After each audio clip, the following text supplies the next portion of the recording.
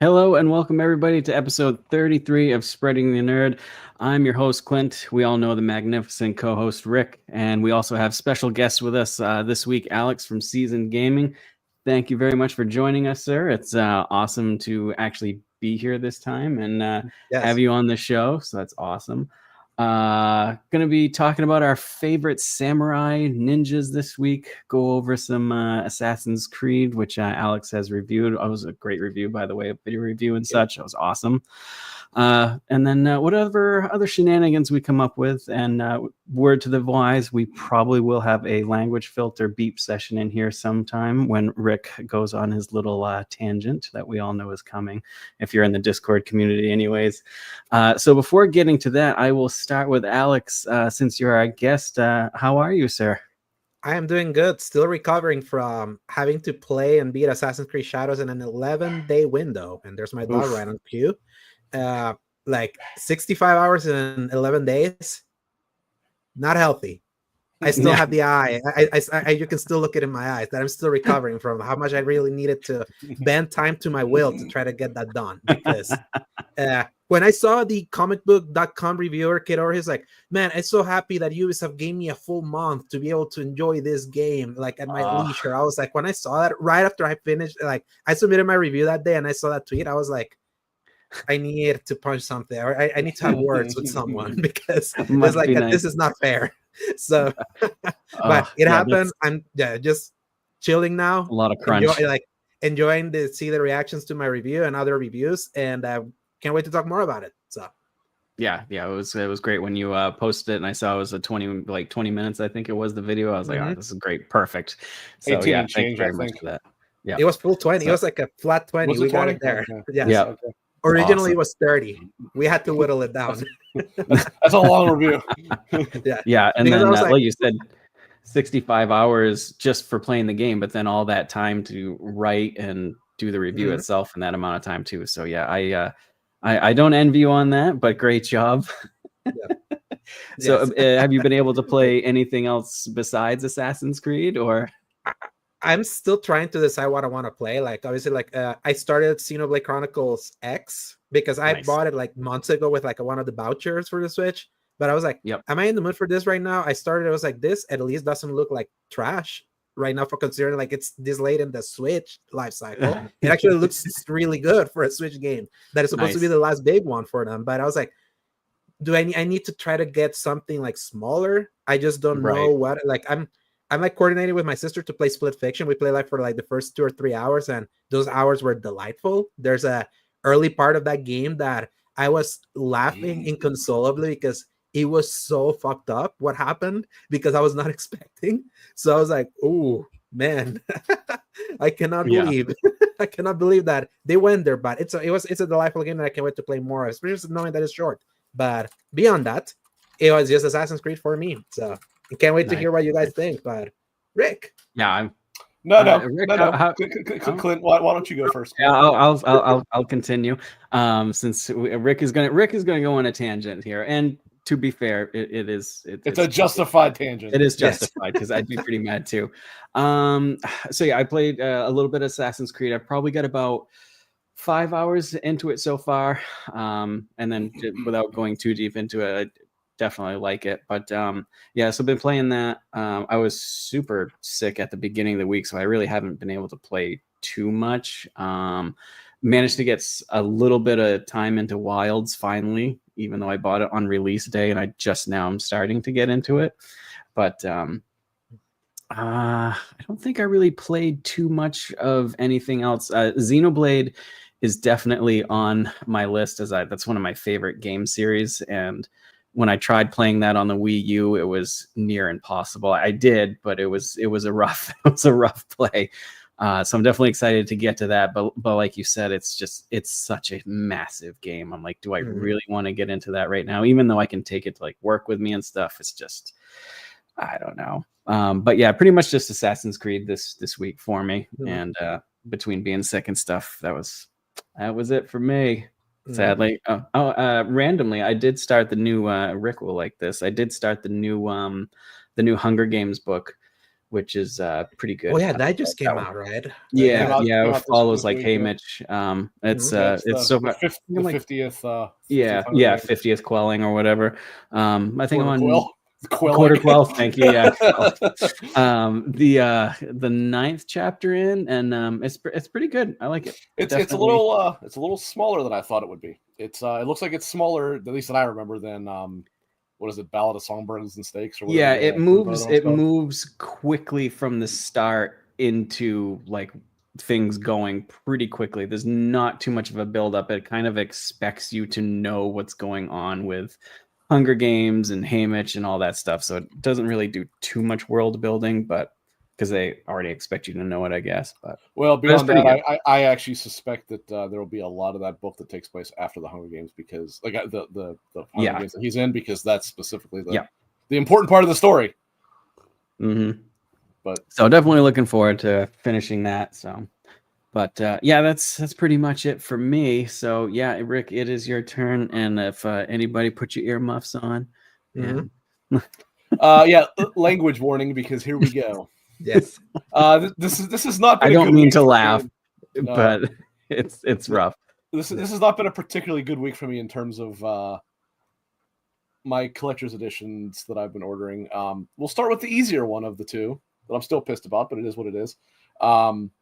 It started on, what was it, Tuesday? I think it was, that I logged into my email in the morning, and I had a little email from Play Asia saying, sorry, we know you pre-ordered the collector's edition of Ender Magnolia, Japanese version, as it's only available physically there, however many months ago, but we were unable to source it, so we had to remove it from your order.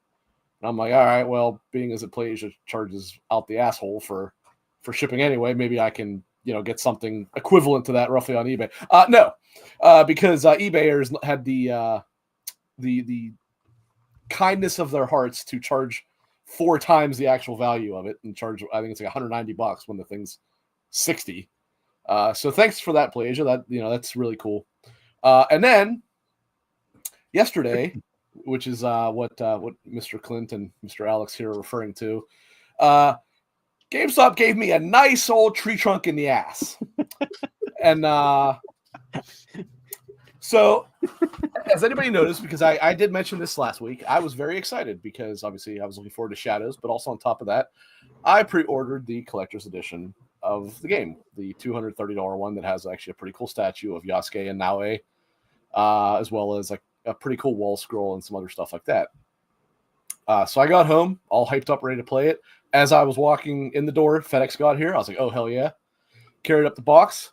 Very, very excited. Open up the box, very excited. Or the box that was in rather. Put it on my thing. Get ready to cut it open. And all that excitement went out the fucking window. Because in the upper left-hand corner, I see a little icon I shouldn't see. A little green icon instead of a black and white or whatever. I ordered the damn thing on PS5, and the fucker sent me the Xbox version. So I was like, Christ almighty, what the fuck? And of course, this is something that is pretty limited and hard to get. Couldn't be one that there's 10 million of them out there. So in my agitation, I immediately called local stores to see if they had any. None of them had it. To be clear, I bought this from GameStop.com, which is why I got it in shipping. Mm-hmm. And unfortunately, it was a GameStop exclusive. That's why I had to buy it there. Else I would much rather bought it from Amazon or somewhere else. But none of the stores had any. I mean, or if they did, it was ones that was pre-ordered or whatever, right? So I was like, all right, I'll call the customer service line. Well, after waiting on hold for like 20 minutes of just hearing, all of our customer service agents are busy, please hold and we'll talk to you later. I finally took the callback option, which I'm like, all right, whatever. 4 hours later, I'm like, why have I not gotten this callback? And then maybe another hour from there, I got a callback that I answered, and it was another automated message saying, we're sorry, we were not able to make the callback in the allotted time. And due to high call volume, we will not be able to do so. Please leave a voicemail or send us an email, and we'll be happy to help you or whatever. Let's just say I could have invented new swear words right then and there, because you did to me during text. My head almost fucking exploded. I could feel the heat coming off my phone. Like, if you've ever played Death Stranding, right? And like the dead bodies explode. Like that almost happened. That almost happened. I almost became a walking atomic bomb because I was like, what fucking moronic company thinks this is how you handle this shit? So I left a voicemail, and let's just say I would not want to be the person that was listening to that voicemail because at least 5 times I referred to them as, and I quote, "You fucking idiots." And I made sure to start it by saying how goddamn piss poor this was to handle it, right? And that these fucking idiots screwed up, and they need to address this because I need to get it fixed. Blah blah blah blah blah. A little bit later, I discovered from a few Reddit posts and some Twitter posts, this is a pretty widespread issue. GameStop really shit the bed on this thing and did this to a lot of people, and none of us have gotten a fucking answer yet. We are like, we're 36 hours later. GameStop has not in any capacity replied to an email, sent a callback, or anything. They have fucking buried their head in the sand on this. Oof. And when you look at these Reddit posts, like the one that I saw it in was like the GameStop employees one or whatever, which is where employees, ex-employees, whatever, talk about it.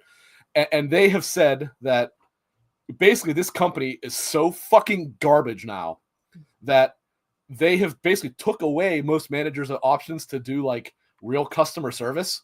And like if they would say one of them had one of these and you could, they could do the swap for or whatever, but do the shrink in of an Xbox and shrink out. They said they would probably get fired because LP would see that as movement that shouldn't happen. I would like to mobilize a movement on GameStop's corporate headquarters in Texas, and we burn the fucking building to the ground because that is not a fucking way to operate a company.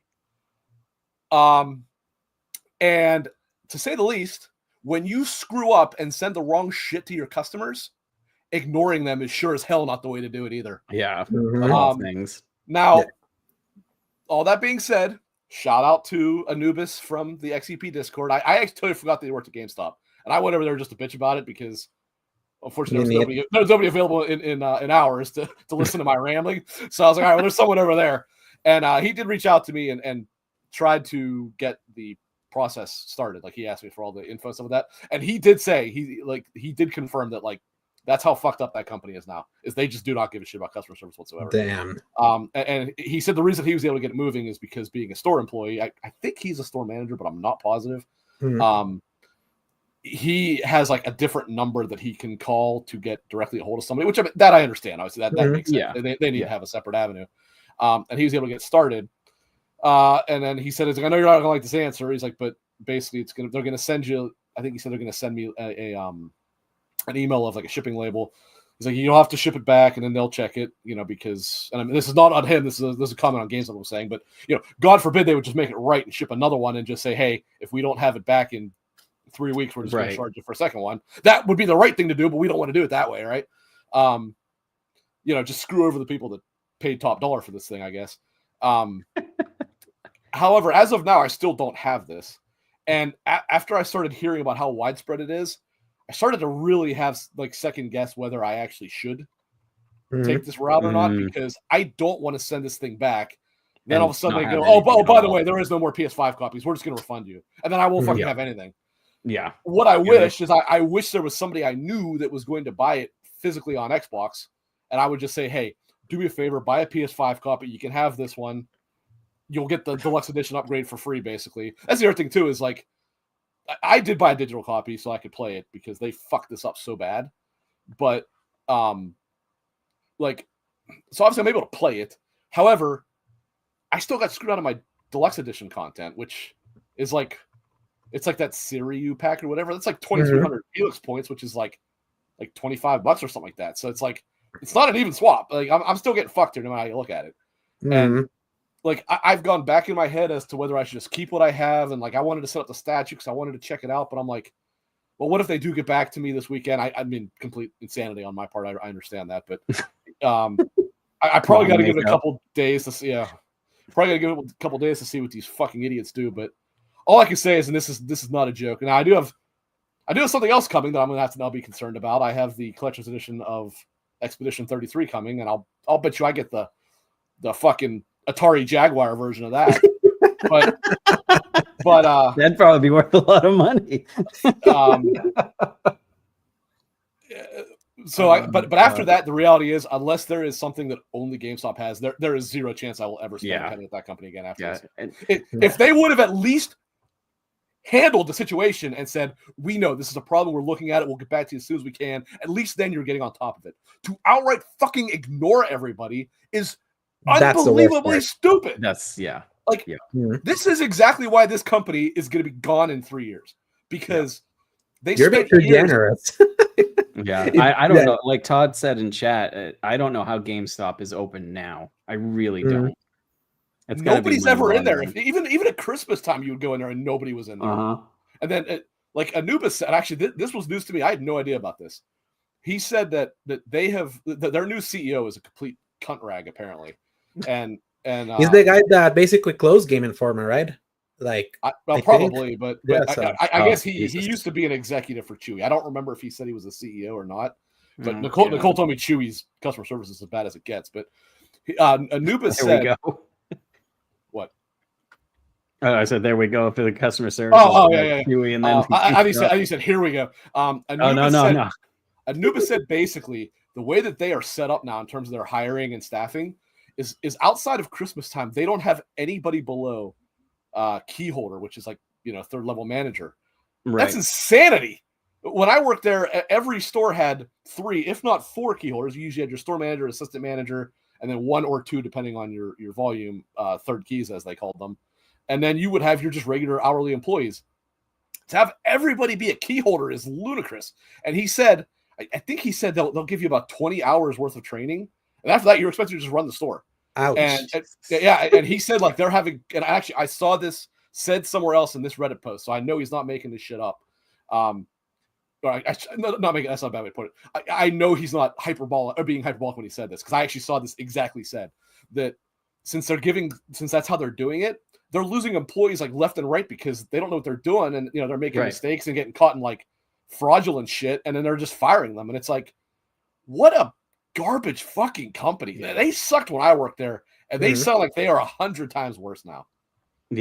I've went into one recently. Is when I bought Wilds because I wanted the metal case, and I went in there, and like it was like a flea store. It was just like random shit everywhere, and there was one person working, bunch of plushies.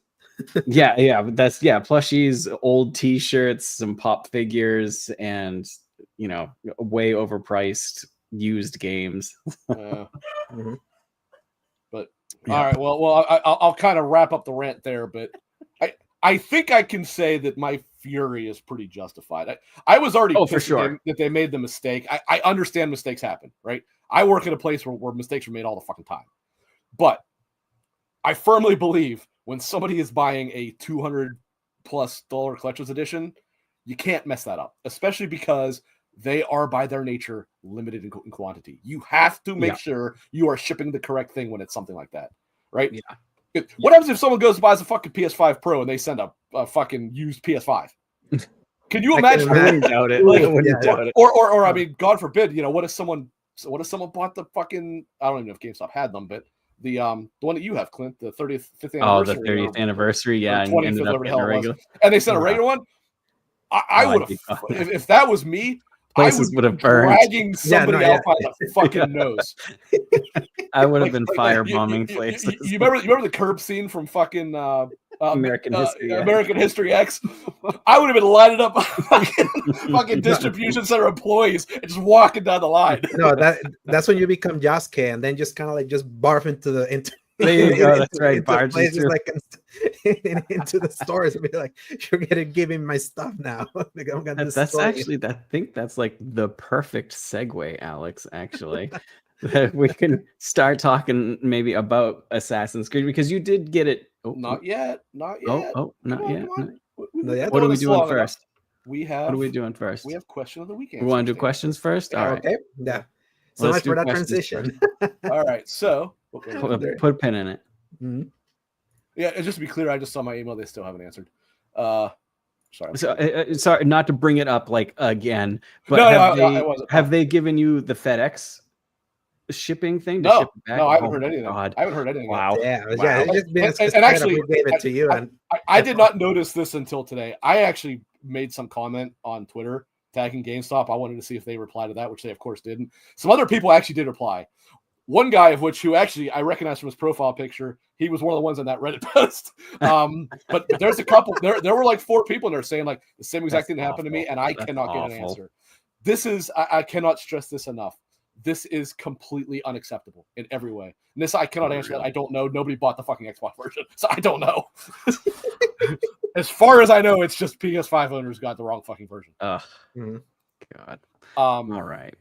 We doing the question of the week? Yeah. So right, you want to do one and I'll do one or something? You can do it that way. You got the thing up the page. Yeah, I got it up. You were the. Oh no. Well, who was? I was the first one. Yeah, I was the first one. I was gonna say you. Do you want me to read mine, or you want to read mine? No, I think you can read yours. Okay. So for those who don't remember or weren't here or weren't paying attention or whatever, wait a minute. You almost fucking weaseled out of this, Clint. You almost weaseled out of this. Before we get to this, Silking It. Yeah. We got a little something that you have to decide now. Somebody forgot to bring the vinegar today. Well, I did. So you can answer, is there additional penalty incurred on this? I will let you decide. I'm not going to suggest one way or the other, but it is your decision. And if there's additional penalty, you can say what it is and don't say play Hollow Knight because that's not a penalty. All right. To be fair, I was sick at the beginning of this week, but that was only like one day. So yeah, I really. I was gonna say you were definitely out all day yesterday. So all right. So anyway, question of the week from last week was: what are your top five favorite games of all time? 5 games, no honorable mentions, and a series can only be represented once. Okay. Easy. Mine was easy for 2, and then it got really hard for 3 through 5 because I like this was my 1 and 2 basically never changed, but my 3 through 5, there's a lot of games vying for those. So number 1 is Final Fantasy VII. I mean, it's been my favorite game of all time since like high school. Number 2 is Metal Gear Solid 3 because god damn, that game is still better than almost every stealth game made today. And then, like I said, this is where it gets tricky. Now, all 3 of these games I adore, but there's a lot of games that I adore to this. Number 3, I put The Last of Us Part 2. Clint's daughter, Part 2. She's hiding in the. She's hiding. I've seen her walking around back there. Number 4 is Red Dead Redemption 2, and number 5 is The Witcher 3. Witcher 3 is kind of, and I mean, again, I love that game. That game's perfect in my opinion, but that game's hanging on by a fingernail because there are some things like truly trying to claw up to there. So you want to do the next one then, Clint? Alex, I don't know if you answered it, so when we get to it, you can just give yours if you know them. Yeah, I wrote an article about it, so I'm just pulling it up. So you're good then. You're ready to go. So Ellery wrote, and this is currently, and in no particular order, they wrote baseball from the original Game Boy. What a fantastic pick. It's just like a classic, right? I never played it. I never had a Game Boy. Always wanted one, but so that's pretty cool. Spiritfarer, the Farewell Edition. I never played it. I thought it looked cool. Starfield and Diablo 4. Solid. And then the newest edition to slide into Ellery's top 5 is the I can never pronounce Thaumaturge. I believe that's correct, yes. Which is a isometric RPG. I actually just realized, I just found out today that only came out last year. I thought that came out a few years ago. Yep. I think it was last year for PC, and then I think this year on console. I think. Oh, so actually, I think. Really, I could be wrong. I didn't know that. Yeah, but I've only played a little bit of the Thaumaturge, and I love the setting in it and the graphic style and stuff. So, yeah. I will say, and I'm not anybody.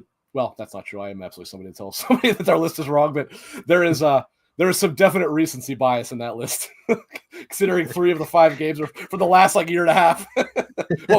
For Ellery at least, they're from the last year. No, they actually are from the last year and a half. Yeah. So Starfield, Diablo 4. Yeah. I'm just teasing. I don't even know if Ellery's in here or not, but I'm just teasing. I don't think so, but they usually listen later on. So, but a solid picks. especially baseball from Game Boy. That's that is very much the outlier. That was a wild pick. That was like right from baseball to Starfield. No pun whatsoever intended, but that one is way out of left field in comparison to the other ones. Next up is my darling wife. If I had to judge, I would not say this was a good list, but she's permitted to say what she wants. Oh my god! There's not one game on this list I would give it to. But number one is Wario Land from the original Game Boy. Number two is Pokemon from Game Boy, which I recognize its importance, but I fight the battle against. That's so funny. Right? It's so funny you mentioned that today of all days too. Yeah, actually, I didn't even think about that, but yeah, no, she loves Pokemon. Number three is The Sims Medieval. Okay. Which is actually kind of an interesting one, but yeah. Number four, because she couldn't follow directions, is Super Mario 1 and 3, which would be 2 games, but well, although actually, you know what? I'll give her a pass because she did say Super Nintendo, so she could cheat by that and say the Super Mario Brothers All-Stars. All-Stars. All-Star there you go. So I'll give her a pass on that. There's a loophole in there. It's a collection. It's a cheat, but I'll let it go. And number 5 is ESO, which I definitely can't abide by. And then she definitely couldn't follow instructions because she gave like 4 honorable mentions, which I'm not going to read because they were not permitted. I will say she did say honorable mentions where in the USA is Carmen Sandiego, and because I read that for the day, I had the jingle in the back of my head like all day. Yes. I was singing "Where in the World," all day. So thanks, Nicole. They have some new show or something on about that, don't they? I it's horrible, so, but it's actually you're not looking for Carmen Sandiego. You're actually watching Carmen Sandiego. So it's like, why is it called "Where in the World is Carmen Sandiego" when you're not looking for her? Anyways, also oddly enough, didn't Hogue for one reason or another bring up Carmen Sandiego on this week? Okay, I thought he did. Man, it's been a weird week. What's the likelihood of that getting brought up twice in the same week? Right. Next we've got Baldwin. Let's see. Number 1 pick was Ni no Kuni: Wrath of the White Witch. I love that game. Classic. Solid pick. Yep. Legend of Zelda: Tears of Kingdom for number 2. Yeah. At least he said the right of the 2 ones. Right. I told him later that it would have been disastrous to pick Breath of the Wild, but Tears of the Kingdom is acceptable. Crosscode's a very good game. That's a solid one. Wasn't that like Terraria, not exactly. What's that? Wasn't Crosscode a DS RPG or something like that? Or yeah. Okay. Very, very, very good. It's you can usually get it on Steam and stuff for pretty cheap too. I think it's on Xbox Game Pass at one point. Terraria, I know that's massive. I never could get into it. Tons of my friends did, but this one almost made my list. Final Fantasy 14. I love that game. I have the Final Fantasy 14 chair. I'm gonna assume it's on Krista's. Sure. So yeah, solid list there for sure.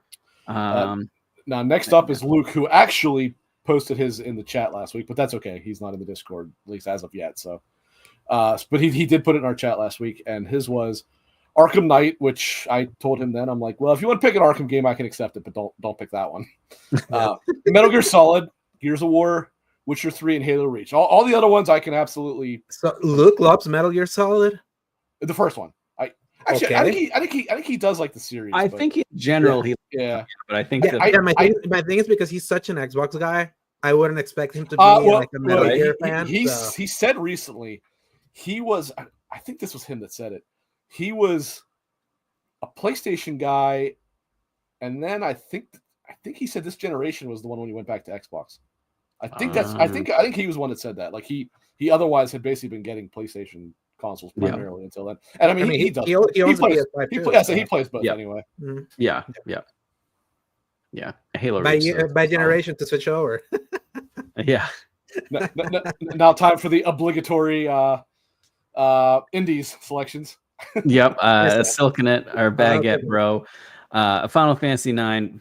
I definitely, that was the one I can allow it. I was going back and forth with me too. That's such a good one. Gris. I've actually played halfway through Gris, which isn't saying much because it's a short game. Is it Greece? Greece is like Greece. Yeah. I'm genuinely asking. I don't know, but I always heard it pronounced Greece. I think so. Yeah. That's a Greece solid and one. Neva, Worms. it's like Spanish words basically because really? the dev is from Spain. So okay. Greece is gray. Neva is like snow. So it all becomes clear. Mm-hmm. Worms Armageddon. I used to love playing Worms when I was a kid, so that's pretty cool. Super Mario Brothers 3 and Celeste. Sweet. Not bad. I have a mighty respect for Celeste. I can tell stories Celeste about was good. Celeste was good. Yes. Celeste was like a life-changing game when I needed it back in 2018, but that's a story for another time. So. I never played it. Oh, I'm sorry. I never finished it, so I never really got much story out of it, but it was a good game. I did enjoy it. Now we got Matt, which I think everybody can guess a couple of the games on this list. He started with Terraria, which I did not expect. Right. But although he has mentioned Terraria in the past, I knew he liked it. I just didn't expect it to be number one. The Last of Us 1. So close, guys. You're almost there. But number 3 is Red Dead Redemption 2. We can abide by that. Number 4, you knew was going to come up at some point, and that was Sekiro. Yeah. And number 5 is God of War 2018, which I believe we knew that because I think he did mention something about it being one. I think so. Yeah. You want me to do Krista's too? Yeah, go ahead. Krista's number 1 is a solid pick of Okami, which genuinely never thought that would be her favorite game, but I knew she was one she loved. I knew it would be on the list. But number 2 is Heroes of Might and Magic 3. She's talked to me about that many times. Number 3 is Baldur's Gate 3. I have to ask, if you remove what's his fucking name, would that still be on the list? Oh, the vampire dude. Is it Alice? Astarion, yeah, that's it. Thank you. if the game would even be in there. Number 4, Echo the Dolphin, Tides of Time. Interesting. I mean, she and I have talked about Echo because Echo is perhaps the single most like existential crisis game of all time. So, but she picked the sequel, and I don't know much about that one because I didn't play it. So, and number 5 is A Link to the Past. So there we go. That is the objective correct Zelda game. Just to be clear, if you're gonna pick one, that's the one. That's probably my favorite Zelda game. That is the objective best Zelda game ever made. Got it. Ocarina of Time. Get the fuck out of here. Ocarina of Time might be like the 3rd most overrated game ever made.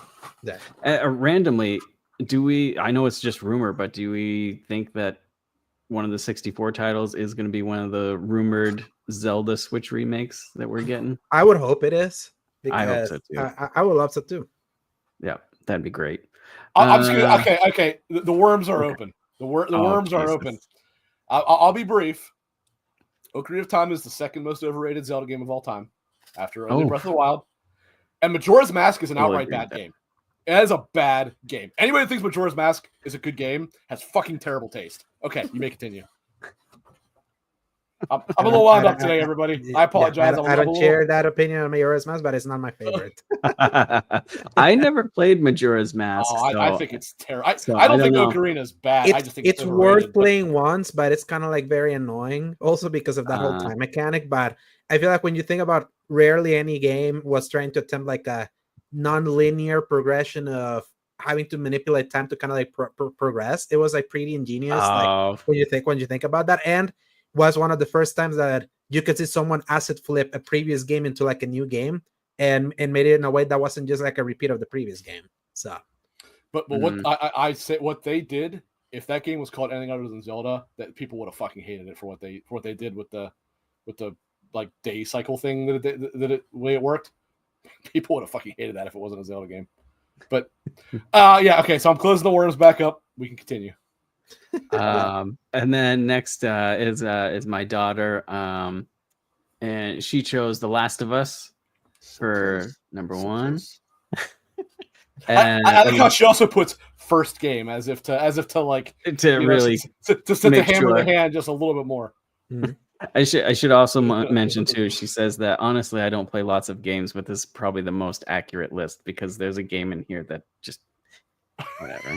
I still is it the one she put the glasses face with? Number 2 is Detroit Become Human, which she's played through that multiple times, and we've sat down, played it together, character to character. So that was pretty fun. That was a good game. Number 3. Roblox. I'm gonna be honest with you. Outside of it being popular, I know jack shit about that game. I know it's huge. I don't know anything about that game. You can like make any game in Roblox just with cubes. So I've seen her play some stuff, and it does look kind of interesting. But I'm also like, I'm 40. Well, I'm actually going to be 42. I'm like, I can't be caught playing Roblox. I've got podcast cred that I need to keep up. I see your daughter in the chat. I want to clear. I'm not shit talking Roblox. I just don't know anything about. I don't know anything about what it is except that it's huge. Talk Roblox. I do right in front. You want Rick to shit talk something? Say Fortnite, and then that's for the. Well, I'm pretty sure a group of us will join in on that one though. Yep. And then she has Until Dawn, another good game. I liked Until Dawn, and Overcooked. So that's her list. I assume you and she played Overcooked together. I assume. I haven't played Overcooked. She probably played it with one of her friends, probably. But yeah, I haven't played that one. I've heard it's a good, like good couch co-op game. So maybe I'll get it. And then I might as well read my list because I think I put mine in last. And I was racking my brain all week and literally arguing myself. And I typed this out and I put it in there. And I was like, I don't like my own list because there's just so many good games. So the first one is Final Fantasy VII, the OG. I do love the remakes and stuff, of course. But I don't know, the nostalgia appeal. Number 2, Dead Space. Of course, love Dead Space. I don't play many games. Like once I beat them, I'm usually done with them unless they're multiplayer games. Dead Space, I will replay the entire series at least once a year. I love that series. StarCraft, love StarCraft. I miss the old school RTSs. Battlefield 3, I just spent hundreds upon hundreds. It's probably my most played game of all time, probably Battlefield 3, with me and my friends just staying up all night. PC version, right? Not console? Yeah, of course. Of course. And then I want to make you pause real quick, just because I don't play real-time strategy games, so I don't have much input on this, but StarCraft, you were still talking about StarCraft, correct? Like that was last one you said? Yeah, one of them, yep. StarCraft is the result of one of the best penny arcade strips of all time. Did you ever read the one where they were fucking like shock therapy people to get them better, and they shout Zerg Rush and the one guy fucking spasms out? That's an old one, but I remember reading that. I'll have to see if I can look it up. I'm sure you can Google it. So Battlefield 3 was number 4, and then God, I couldn't, like, 5 was just so hard. There was so many PS1 games I wanted to put in there, Dreamcast games, but I ended up with Metal Gear Solid 1. That's a worthy entrance. It's probably, oddly enough, it's actually relatively low on my Metal Gear Solid list, but it's because my list of, like, out of 10, like 1 through, say there's 10 games, 1 through like 9 are games I absolutely adore, and then there's Metal Gear Solid 5, which I liked, but it wasn't good enough. I think it was just the impact that one was on me at the, time that I got it and stuff. I think it changed gaming. It basically made it that now games could be cinematic with real like direction and stuff like that. So I think and then Alex, what did you got, brother? I technically have 10, but I'm only going to read 5. 5. So, 5 and 5 honorable mentions. No, 0 honorable mentions. Yes. My number 5, Mass Effect 2. My favorite of the Mass Effect trilogy, for showing me that you can make so much with so little. Number 4, God of War 2018. Without that game, I wouldn't be gaming today. It re-energized me when I needed a game to re-energize me at a very hard point in life. Number 3, Uncharted 2 Among Thieves. Still the greatest summer blockbuster in gaming ever. Other Uncharted games have improved in many places, but I feel that one was like the most pure expression of a summer blockbuster. Final Fantasy VI, my number 2, the greatest Final Fantasy, because even 30 years later, when I first experienced it through a pixel remaster, its story and themes shockingly hold up. I will not fight back on that. I've always said the best are 1A for me is 7, 1B is 6. So, Yes, and it's like I was shocked to learn that in 1994, the themes that he was playing still things that you would be talking about today. That game had ambition that even until recently Square had not shown since then. So that's a true masterpiece of a game. What's truly insane too, sorry, not to keep cutting you off, but compare that to Final Fantasy IV. And I don't mean story, because Final Fantasy IV is a good story, but just compare the games. It's like it so looks vastly... like it's such a monumental improvement. You would never believe it was on the same system. Final Fantasy IV was the first time they really attempted to get personality in Final Fantasy. Like finally with characters and all that, but like the monumental leap that was 3/6 is like you really feel it. So play it on the Pixel Remaster, people. I think it's on sale. And my number one favorite game of all time, because that was how I started gaming, Super Mario World. So nice. Came out when I was a baby. So that was like the Mario that you just had to throw that in, didn't you, Alex? My first game was Mario Brothers on the Nintendo. And mine was Super Mario World on the SNES. I play that game every year. I 100% every year. I feel it's like such a good game. Yeah, it's such a like I know 3 is considered the best one, and there's so much in 3 in World too. Obviously, you have the Yoshis in that one, so they can be interchangeable. They can be interchangeable, in my opinion. A lot of people have World as their favorite. That's not really an uncommon opinion at all. Yeah, World is fantastic. And then Sonic 3 and Knuckles is better though. What's that? I said Sonic 3 and Knuckles is better. R.I.P. Sega. I understand. I'm on that island very much alone, but I'm on that island. So well then. All right. We got those out of the way. Do we want to talk about Assassin's Creed first, or should we talk about our favorite samurais and ninjas first? Let's do Assassin's Creed first, because I imagine that'll be much longer. So. All right. Okay. How many hours do you have in it, Rick? Well, a lot of them were paused because a lot of them I was on the freaking phone. But if I was to try to estimate how many I've had gameplay wise, maybe 4 or 5, somewhere around there. Yep. Yeah, I've probably got. I think I have like 5 or 6. I think I managed to get a little bit of time in. I believe I am further than you. When you had said about the quest, I mean, technically you do that quest out of order, but when you were saying about the flashback quest you were doing, I had done that a while. Yeah. I just finished the original, or the. Let's put it this way: do you have the 11 or whatever targets yet? Yes. Okay. Have you gone after any of them yet? A little bit, yeah. Not counting. I haven't gone after any of them. I've done I did the pre-order side quest of getting the dog. I actually didn't do that one. And then I did a couple things. Oh my god, it is a pre-order quest. Yeah, that's the quest that I told you that was the first one that I was like, oh, the side quests here are really good. That was my first one. Really?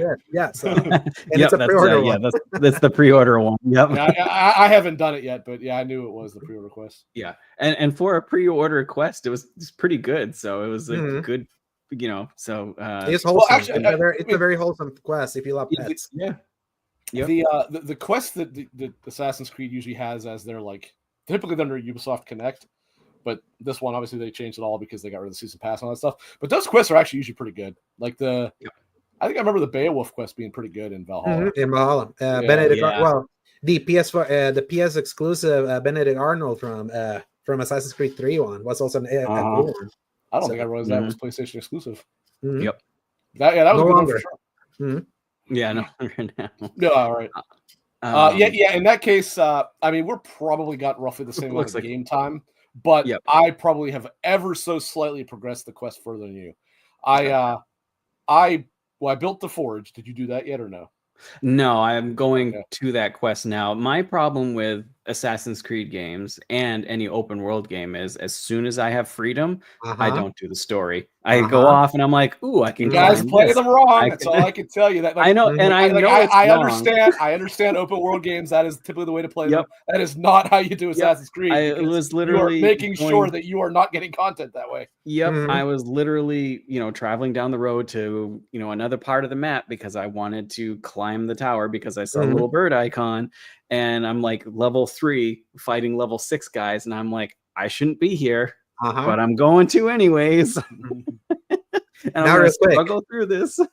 Guaranteed assassination. Is it turned off or on? I did not turn it on, but I might. I don't know. It's off because I go to like stab them and they're like grab my hand and they're like, oh no, and I'm like, oh no. Yeah, I turned that on as soon as like in the prologue, I tried to stab someone and I didn't do. I was like, nope. I went straight to the option. Like, oh, there it is, and I put it on. I kind of went back and forth if I wanted to turn it on or not, but then I thought about it. I'm like, well, when you're going after like the daimyos, like that's not the intention is not for you to one shot them. So that's kind of why I was like, you know what? Until what, like higher level or whatever. Well, right. When you're way higher than them, it's one thing. But now that said, I do have. Is it the trinket? I don't remember. I do have one that gets me 1 extra bar of assassination damage. Yeah. So they typically have 3, so I'm still not quite killing them, at least depending on the level. But I am getting close. Yeah. So we're pretty much at the same location, Clint. The main difference is I did start to go. You picked 2 from 2 of the what are they called? The Onryo, I think is the name of the Ghost Order or whatever. One is the chick with the they call it Tebo, but I think the actual name is Tagamashima or something like that. I think that's the chick with the gun, basically. Yeah. and the other one's the guy that they cut off his ear. I started to go after her, and I started that line of investigation. I obviously have not gotten to her yet or anything like that, but that's more where I am. So I'm not very far ahead of you in terms of the story. So I'll just say the investigation, like the missions you have to do to get to kill the girl with the gun, boring as fuck. I fell asleep. Oh no. Because a lot of cutscenes, because you have to learn how to do T. They're gonna teach you how to do like a T, and then you have to go through stuff. That is the quest I am at is learning T etiquette and getting whatever the robes are called. Yeah, and because I didn't want to skip cutscenes, I literally was like one eye closed, the other one awake while it was happening, and then I probably did fall asleep into like a very important like something that happened in the cutscene that would have told me which one was the real enemy there, because you kind of have to make a choice, and I think I screwed up that choice. So I was like, oh well, I guess I'm just gonna go run and try to find her and kill her later. So because I was talking with someone else that was playing canon mode, and when he was telling me like how that went for it, I was like, that did not go at all how mine went. Because I was not doing canon mode, I was doing the choice, and I chose wrong. Yep. So I'm doing choice mode as well. So am I. Yep. That's it. What I forget when on the review. What were you playing it on, Alex? I was playing on PS5 Pro, and I did like 2 hours on base PS5 just to kind of see if because I know the majority are going to be playing there, so I just needed to make sure that it was working. So Yep. But the majority was on Pro. Yeah, both Rick and I are playing it on the Pro, and it's gorgeous on the Pro, and that's definitely a game that's probably the best game I think I've seen take advantage of the Pro, from seeing PS5 to PS5 Pro footage anyways. But it adds to a list that started with Rebirth, that then was Stellar Blade, that then was KCD2, and now you can add this, and then Monster Hunter World, and now this one. It's like now you're getting like into big games that you can really tell the difference, and the other ones was like the difference was it was there if you wanted to, but if you were on base PS5, you were not really missing much. But if you want to play at 60 FPS as Assassin's Creed Shadows, like it is a monumental leap, like getting that ray tracing lighting on the Pro compared to like the base PS5. The base PS5 version looks so much flatter. Like it's generally like crazy. Yeah, if you're if you're playing on an Xbox or a base PS5, do not play it at 60 because you are not getting the proper experience. No, you are genuinely not getting it like with the proper like art design. You are not getting the art design of the game at all. It's not gonna look like the next generation leap, because remember, this is the first Assassin's Creed game that it's just for these machines. The other ones were cross-gen. So it was I watched Rick had sent me the Digital Foundry, scene to scene and footage, and it was literally night and day from it. Like you said, it's not. Yeah, it looks like a different game. It looks PS5 like, is like flat. It actually looks like you'd be comparing like a PS4 to a PS5 version. That's actually it really is. Yep. So why don't we do it like this? Since Clint and I are about the same spot, and obviously Alex, you know more or less exactly what we're referring to in terms of where we are. Why don't we discuss our experience up to this point, and then after that, Alex, you can discuss. I want to hear. I want to hear the rest for. So I don't know. Do you want me to start, Clint, or do you want to go first, Alex? What do you want to do here? You go first. So, I guess I'll go with mine. Okay. So far, I definitely like we just talked about graphics wise, the style of it is fantastic. When climbing like a couple of the temples and stuff, and climbing the rope up and stuff, and you're getting close to like the dragon heads and the stuff, there's really good detail in there with the colors and just the woodwork. So I find myself just like looking at that, even just like the shingle work in some of the places. The artistic style is really not. Speaking of shingles, well, I know what you meant. This like the flat roofs or whatever. Yeah. So something I had mentioned to Alex, a cool little detail I noticed, and this actually, it really is noticeable when it stopped raining. Did you notice that water runs down the slat roof and drips off the edge? That looks cool as hell, and then it really looks awesome. Like after there's a rainstorm, it actually makes it look like a rainstorm just passed, and now everything is starting to dry off. It's like that is such a cool little detail that I don't think I'd ever even noticed was missing in a previous game, and they actually did it because obviously everything is very, very sloped from that era. Yeah, the weather systems in general was another thing that I was going to bring up. Is like I was just like walking. I've rode my horse a few times to get to further places, but I really wanted to enjoy walking through the world or running through the world. So the wind coming through, they did a great job with the leaves and stuff. I thought it looked great. Gameplay wise, well, hold on. We haven't save that. I'll kind of talk about what you just talked about from my perspective. Okay. So first of all, one thing that I wanted to say is I'm astounded at how, at least with the main characters, how incredibly good the animation work is. Naoe's movements, especially since she uses kind of that weird shinobi style sword where she holds it backwards and all that stuff. Yeah, her animations are just absolutely spectacular. Like some of the best I've ever seen. I love her running in the roofs when she's kind of like doing the half shinobi, like run and all that. Is like really good. So nice. The way that she dives down and stuff like that, even though that's a pain in the ass to control, but and like. So when you do the different, just depending how you combo, but if you do some of like the strong attacks, right? She'll have finished with the sword held like normally, and she'll do this like little what do you call it? Like a flourish to put it back. She flips the sword. It is so well animated and it looks amazing. And then now this is technically about combat, but I'm referring to the animation of it specifically. I love the animation of her deflect. Like I like how it's not Yasuke's where it's like a power deflect and it's just trying to push them off balance. Right. Hers is like deflecting them to the side so she can get around and behind them. And like even obviously I've not played much of Yasuke because we've not got to the point where we've done so outside the beginning. No, you're far away. I'm sure.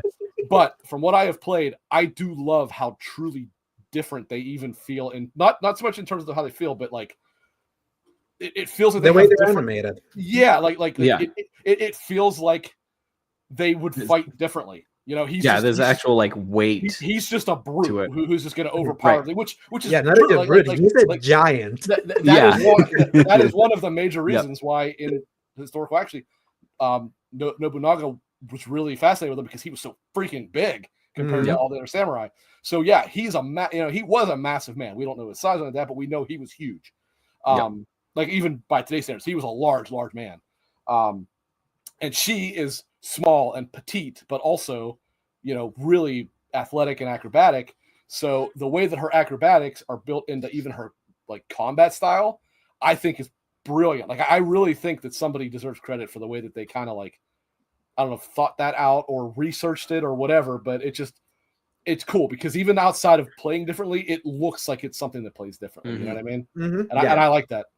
I feel like other than some faces that you're going to see like throughout the game, because it's a massive game, so there's levels of detail that are different, like of different qualities and all that. I don't think you can look at shadows and be disappointed with how it looks. You cannot. It's like it's a pretty it's a pretty impressive looking game. It's gorgeous, and I feel finally something that finally feels more ambitious visually for Ubisoft that they have not attempted since Unity.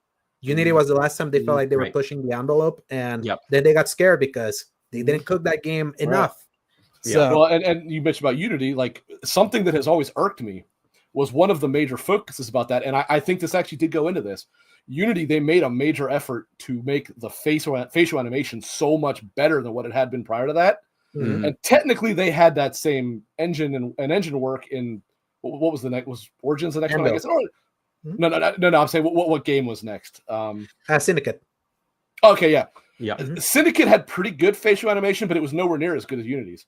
Mm-hmm. I don't know why that is, but it just was. They intentionally said that visually they had to pare that back because they wanted Syndicate to work at launch. Okay, right. I did not know that, but yeah. So it's like finally, we are now back to one that actually looks like the facial animation is equivalent to that level. Yeah. And I was bummed because I was like, man, they put a lot of effort into Unity's facial animations to actually make these characters look expressive and realistic.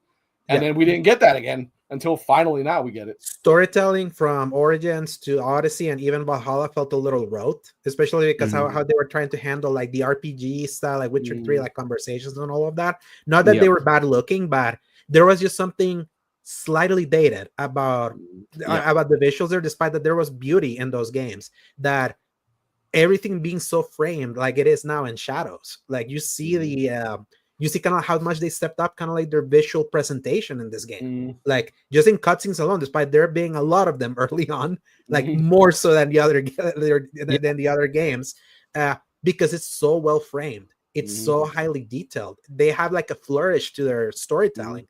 It's more engrossing than it used to be like in the last few entries, because like it feels like they have some style, like they got balls for their styles finally. With playing this for 10 minutes, you can see the difference between the 5-year development cycle versus the 2 or 3 or whatever the previous one's got. It's like, you can see right away that this is a way more polished, way more AAA. I mean, there's some AAA too, but way more like high-end experience than those other ones were. And it's like, I mean, I did like when they had the games coming out every year for a while, but it's like, let's get back to this. You do this, you'll be okay. Although I realize that, then you got to do that with everything else too, but that's fine. Ubisoft, less games that are better. That is the key to your survival, because your IP are strong. Your IP are good. As long as you're not spending too much money, because I'm really interested to see how much this game costs, but that's besides the point. It'll be definitely a different discussion after it's been out for a little bit and see how sales go and stuff. You were talking about combat, Clint. Go ahead. I really like the combat so far. What else was I going to mention? Here is where we differ from Alex, because he did not like the combat in the early game. I do. I leave it until it circles back to me. So that's fine. That's fine. So far I am enjoying the combat. Like, granted, I haven't gotten into too much of it, but that's the key. That is the key. I'll just say that. And I've pretty much really only played Naue because we don't have much time with the other character. Well, that's all you do play for quite some time. So I would say though that's pretty false advertising from Ubisoft, like being so hard of like this is a dual protagonist tale. They made it sound like you could pick right from the start. No, it is 10 hours before you get to Yasuke. Depending on how you even play, it could even be longer. I was hearing the Min-Max podcast. The guy got him at hour 20. I was like, wow. You guys. Wow. That's wild. Wild. No, I agree with you, because the way they were talking, I thought it would be like you started as one or the other, and then you did a little bit as one or the other, and then it was like I was expecting 3 or 4 hours, and then you were already playing as I thought it was and that is definitely not how it works. Just a few hours in, you'd be both rolling with both. Going to like the back to the Unity thing with this one and like the past few Assassin's Creed, like you said, with Unity, it was such a graphical explosion, and they tried to go so deep with that game. I've seen like the past Assassin's Creeds with their what's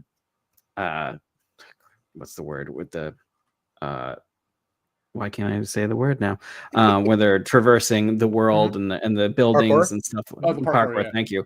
That it was dulled down after Unity like crazy. This one seems to be stepping it up. Not as good as Unity, but it's definitely in the right direction. Well, the big difference, and I'm sorry, I'll let you go to second here, Alex. The big difference, at least from what I've seen, is Unity obviously was 100% in a a close city, right? Yeah. Like there was like two climbing districts that were a little bit open, but everything else about that, you were climbing up large buildings.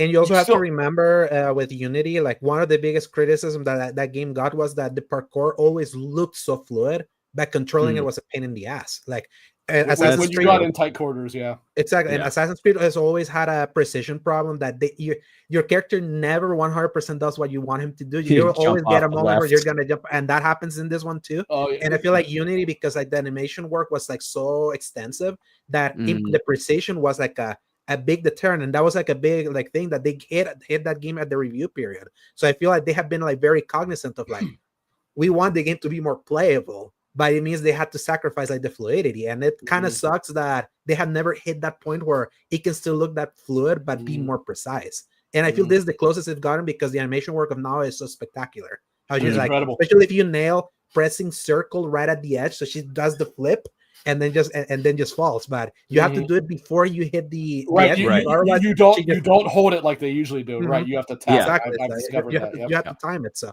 there's a little bit more technicality now. But continue, Rick. The one thing that I've run into specifically on that front is since I'm playing on expert, particularly because of the stealth. The stealth is just much better on expert. They actually can see you on the roof, whereas they cannot at lower levels. If I try to go prone, half the time she's crawling down, and I'm like, I don't want it. She doesn't jump down. She'll usually go to a hang, but I'm trying to get to her point where she's jumping down to prone. And if you're on one of the really narrow ones around a castle wall or something like that, it's almost impossible to get her to just do that. She almost always tries to parkour down, and it's like, oh, God damn it.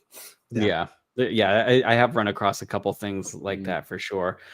So other than that, that's really not too much more I can say. I did notice, even though some of the cutscenes have been phenomenal for the most part, I did notice a couple characters that were off to the side, but not like the main figure, where if they're like turning their heads, it wasn't a smooth turn. It was like a snap. The little boy, and I was less like, whoa, what's going on here? Like, other than that, and the only other thing, and it's probably definitely just a personal thing for me, is there was a quest, and actually before I get into that, the way you go into like your dreams of like back the prior quests and stuff, where you're sitting down and meditating, Kuji or something like that, and you're pushing the buttons. Like I found myself while I was playing the game, I was like, this is actually kind of relaxing. It is. Yes, it is almost really meditative. It is almost meditative. Yes. It is, because it goes like slow, and it's like the little songs and stuff, and I'm like, and I love how the further it goes, it bleeds all the color out to look like a it really is. And I did a few of those, and I was like, okay, I'm like, this is actually really relaxing. This is great. But one of those back quests, and I was telling Rick earlier, there was like this like rock Japanese style. It was basically the first optional one. And it just when you find out when she gets the sword, it's and she's fighting. It's her first like big fight against the guy, and it completely took me out for some reason. There's some weird musical cues in this game, because it's like I feel like Japanese setting that needs more austere music sometimes, especially like in feudal Japan, and like this happened in the Yasuke side way too often, that they have Japanese trap. That I'm like, this is weird. Like, why is there trap music? I have noticed that a lot of times her combat music, not what you're talking about, Clint, but like is like almost like a J rock, but it fits. It actually fits with it. And like I was like, this was fine. Good. Yeah, that was fine. It was just this. No, you're right. It was almost like thrashing guitars on that. But otherwise, the music while you're just going around or going through towns or through cutscenes has been very well done. Yeah. So that's my 2 cents on it so far. Overall, granted, only 6 hours in, highly enjoying it. So. Yeah. I would even say you barely scratched the surface, but So I'll since you didn't really talk about it too much, I'll slightly talk about the combat. And again, I understand I have a limited exposure to it at this point, but specifically because Alex and I differ here. He and I have been talking about it, and I actually so far, when I first played as Naue, like in the prologue sequence, I was like, ooh, I see what he means. This does not feel good.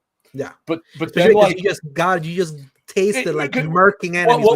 It's because it throws you from Yasuke to her, and it's such a difference. Yeah. When I got the rhythm of hers, I'm like, oh no, I dig this. This is cool. Like again, like I said earlier, I like how you feel acrobatic. Yeah, you feel like you're overpowered, but you feel like you can weasel your way out of it and get a counterattack in or something like that. And yeah, I mean, to be honest with you, playing on expert, it's not easy. It is challenging, but it is a little, I mean, it's definitely not Sekiro, difficulty like that. Right. But I think it actually does do a really good job of making you feel like a little badass. And I like that. And let me just add this because I also have just recent context. I told you, I'm replaying both Odyssey and Valhalla just to kind of compare it. The combat in this game, even with Naue, feels so much better than those games. It feels much better. It does. Yeah.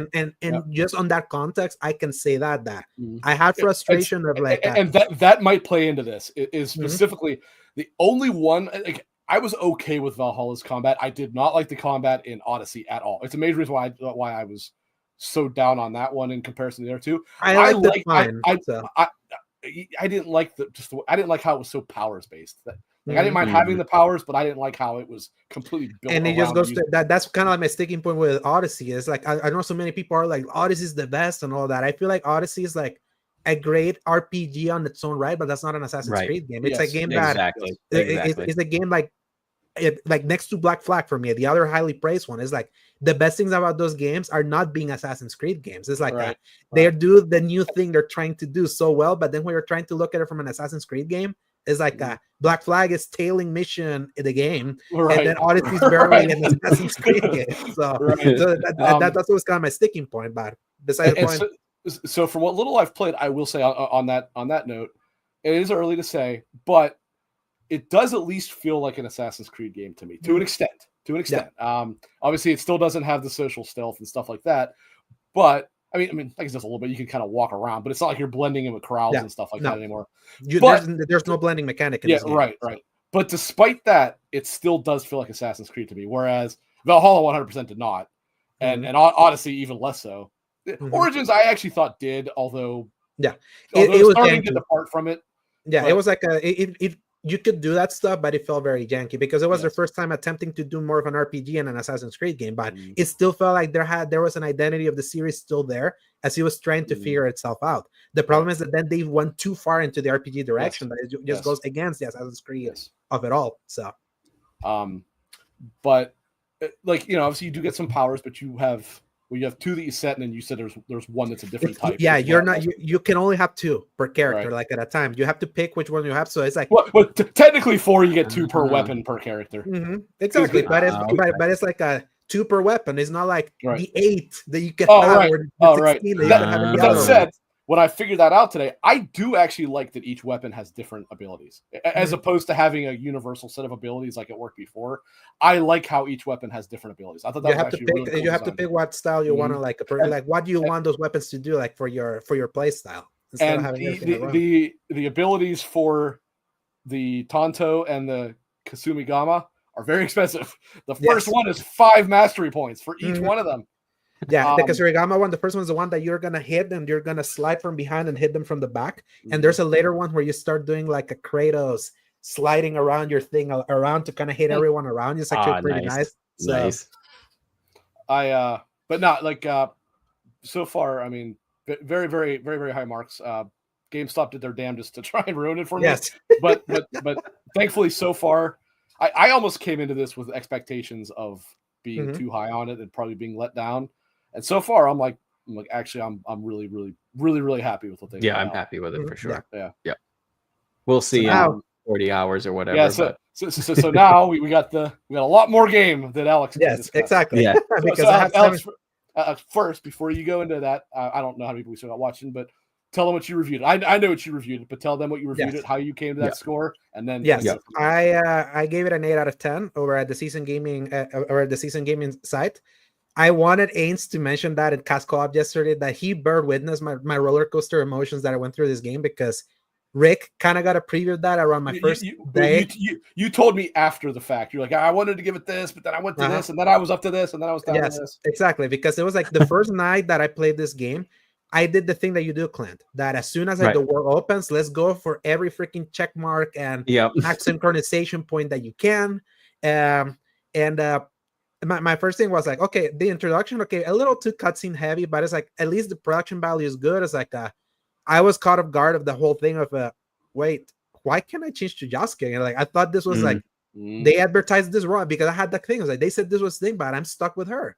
And even though I wanted to play as her because I like stealth, I like playing the assassin stuff, and I know from the previous and the way that they've been talking about, I knew that was gonna be the thing. I was in my mind, I was like, but they said that it could be like a dual protagonist thing in even in Syndicate 2 games ago for the same developers. It's like after that initial intro, you could switch between Jacob and Evie Frye, and so I was like, that's kind of weird. When's Yasuke coming? And then when I was like doing all the map synchronization and trying to do go to different towns and all of that, I was finding empty towns. I was like, wait, there's nothing to do here. The only thing that I could do is that those meditations that would give me those flashbacks with Nale. I was like, where are the side quests? Where's activities? Where's anything in this game? I was like, this is so weird, because I went back, kind of like I told Rick, the one thing, yes, the entire game of Odyssey doesn't open at all at once, but you can do like little bandit camps that give you like treasures in Odyssey. You could start some side quests that are already kind of like in the first island. Like if it felt like it was a game that was rewarding that goblin that liked doing everything instead of just pursuing a mainline path, that then kind of like circled back around, that I felt it was like this game was holding off a very important like mechanic in the objective tab that you open, which is that big wide one where you start seeing like the faces and all that. Once you open that, that's when quests happen. I got there at hour 8 after I had spent so much. Okay, I didn't know it was that long. Yeah, that's why I said, I was like, man, I know it's like, I'm thankful that it's giving me the freedom. And this is also something that I started doing on my own, having enabled a guaranteed assassination. I was like, what would happen if I enable guaranteed assassinations and go to this level 35 place, like this lower level? And I could, and I stealth around a massive castle where I knew I could get killed by one hit. And I spent like 1 or 2 hours like slinking around, like turning lights off, getting them off. I was like, this feels so nice, because now it moves so cool and stealth. Like this is the best stealth has ever felt in Assassin's Creed. Oh, by a mile. Yeah, by a freaking mile. It's like it's not even close. It's like your character feels like they have finally tuned in right the how can people find you, even in normal difficult. Like Valhalla had broken stealth. You could be seen in that game so quick. And I don't understand why they did it that way, because obviously they just wanted you to do they just wanted to make an action RPG, despite the fact that they brought back the hidden blade in that game when it wasn't in Odyssey before it. Right. Besides the side, the spear thing. Oh yeah. So it was like at least it was like they wanted to have visual cues to the series, but the game didn't feel like the series you wanted. At this time, it felt like that was good, but I was like, because I was not going to my villa early on, I was like, man, and I started even telling the seasoned gaming guys, like, if you have this thing where you love exploring, I want to let you know, it's like, just go to the villa. It's the first thing that you do after you go out in the open world, after that initial like long cutscene intro, because as soon as you get there, and all these places that I had like that were so empty, suddenly everything exploded, like all these different icons that were like the different side quests and finally investigation. I was like, oh, and see, like, when I was playing it, you went straight to the villa. I did, yeah. And like I was like, when I did, I'm like, man, what's he talking about? This like I knew you had said it was because you did not progress. I didn't realize that was all the further you had to progress to do that. Exactly. And I was like, this doesn't feel empty to me at all. It feels like there's all kinds of shit here. Okay. And I mean, actually, bear in mind, at this point, I still did not technically have the. No, I'm sorry. Yes, I did. I would have had the thing because you get that right after. Yeah, because the forge is part of the objective tab. So because after you get that is when you have to go rescue the forge guy. That then he goes and be like, let's go build you a forge. That's already the objective tab. So as soon as you have that, you're able to start questing. So after 8 hours of doing that, after that first night, I was like, man, it's like and I also have to be honest. I don't know how you could have played that game for 8 hours and not done that. I don't know how there's even 8 hours of content before that point. If you're a completionist goblin, it's so easy to get unless you walked everywhere. Yep. Yeah, I started doing clearly. Because I was like, I like having my entire map open. Let's go to all the synchronization points. So I was doing that, and while I was doing that, I was also running into the problem that unlike Origins, Odyssey, and Valhalla, this map is not easy to maneuver on, because there's so many uphill, like there's so many like tall hills that you're sliding down from, and that was not a problem in the other one. Like, in fact, I would say that to their detriment to the series, like Origins, Valhalla, and Odyssey made climbing way too easy. But it was like on the but they did that for you to be like, I see that question mark in front of like my compass, I'm gonna beeline straight there, no matter I'm gonna be able to climb this mountain no matter what. The game is allowing me to do that because they encourage this exploration, and I feel this game is more about following the roads. You're not gonna be able to climb the mountain, but you kind of have to go to the sides, and it almost feels like you need to have Pathfinder mode on if you just kind of want to go the straight path that's gonna take you there. That was like, man, I didn't feel the other ones were this straightforward. Like, I didn't feel I needed like a path guiding me to where I wanted to go, and I feel I needed to do that one. I saw it as a step back, but and then this was kind of like personal for me. Like, I love history. I had a grandpa that taught me so much about history. One of the coolest things of playing the early Assassin's Creed games was that all these topics, that especially all those settings, I talked with my grandpa. I had knowledge of this. This is one of the few settings, Japanese feudal Japan, that I had barely any knowledge. So it was like the historical tourism wasn't quite hitting for me, because I was like, what I was seeing was a lot of similar looking towns and the cool looking tall castles, but that was it. I was like, this reminded me a little bit of Assassin's Creed 3's world. That was like, it had its frontier, and it had the small towns that didn't have much verticality besides a few churches. In this case, it was the castle. So I was like, that wasn't really my favorite setting back then. I liked kind of like the idea of where it was located. It was just not as practical as the very best Assassin's Creed maps that are like in very tall cities for parkour. So all of that was kind of like chipping away, kind of like as Dead by a Thousand Cuts in those early points, because I wasn't engaging in the quests. Then as soon as that opened and I started engaging with the quests, that dog one that now I learned it's a pre-order bonus. I had it in the review period. I thought that quest was really touching. I was like, oh yeah. One of the strengths that Odyssey had over Valhalla was that questing was very Witcher 3 like. That is like side quests that go through different like steps that are like they're very like long story. I was like, oh, that's where the strengths of this team are shining. What the things that worked in Odyssey are here, and they work well with the improved production value, kind of like what they're doing, and the way that you follow the targets. That's something that was a lesson from Mirage, actually, the 2023's Mirage. How you kind of like follow targets and have like the different missions to kind of like get to like the main big target. And I'm like, I'm glad that some of those lessons from that small game have been like applied to this one, because it's bringing back what I want out of Assassin's Creed. You're an assassin trying to target these bad guys. So that was around hour 8, and then like 4 or 5 hours later, after I did the first 2 targets that they give you, eventually I finally got Yasuke. And the way he kind of comes back into the story is actually pretty cool. I'm not going to spoil how it is, but I feel like they handle well why he would join forces with Naue. And then the thing that shocked me the most, and what started making me more positive about the game, was the fact that storytelling steps up a notch once the 2 characters are kind of together. Like Naue, my big thing with Naue was like, she's fun. She's like a likable protagonist. She's kind of cute. Like she has a youthful turn despite the stern revenge plot that follows it. But my problem was that, my only problem was that how many times have we gotten a revenge tale from like one of these protagonists? I feel like that's a new coat of paint in pretty well-worn territory. When Yasuke comes in, I feel like, oh, the story now starts feeling fresh, because they have taken his real life story of how he came in as a outsider to as an outsider into Japan to kind of serve Oda Nobunaga. And then they eventually, without me spoiling, they tie it to the greater Assassins versus Templar lore. All of that right there might be the most important part of this game, because I respected that Origins was obviously telling the tale of how they begin. You're right, the origin. Yeah. Then 2 games went by with almost no reference to the Assassins. I mean, it was further in the past. That's what's funny. Odyssey, when Odyssey was coming out, I'm like, okay, this is obviously going to be a tale of like the origination of whatever the Templars were called at the time. I guess they did call them the Order of the Ancients in Origins. I was like, yeah, this is going to be. It's like, no, they've been around way longer than that. It's like, well, then what was the point of this story? This story accomplished nothing, and then Valhalla did even less for any of that. It just, ironically, it just happened to take place during their thing. Yeah, it's ironically. So just to kind of like correct you there, like ironically, both Odyssey and Valhalla is the origins of the Templar Order, but that's like so buried in a long ass game. You probably haven't seen that, like, because It's in Valhalla specifically. I did finish. Actually, I did finish Odyssey. Yes. Because that was the first time you realized the cult was, these are supposed to be the Templars later on.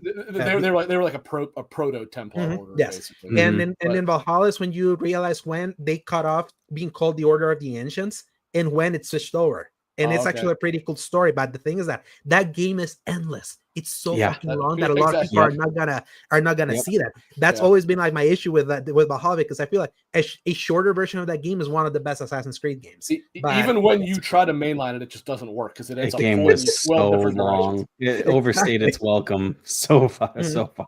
Exactly. So I feel like that's the thing that what I love the most. Like you could see that this is called the third era of the franchise. That second era was like the origins of everything, and I feel this one doesn't even really reference at all much of our Origins, Odyssey, and Valhalla of it all. But I feel like it has higher ties to older entries in the series, and you'll know it when you get there. Like some of those references that you get, especially in the Yaska side, I had a shit-eating smile in my face because I was like, nice. "Oh man, that's good." Feels nice. It feels nice to hear these words again. Yes. And like it actually feels like very, very, very nice. Like hearing about this, because it's like, oh, it feels like we're progressing again. I was like, at least it feels like we're finally back at the roots of the franchise. And even goes back to Tyler. The thing that I enjoyed the most about Shadows is, especially as the fourth RPG entry.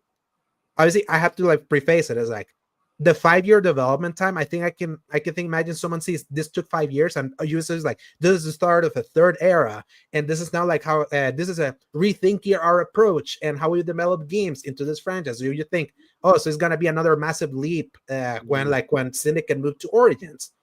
This feels like a refinement of those RPG eras. Right. So if you're expecting a massive reinvention, I feel you would be slightly disappointed. Like if you came into this expecting that.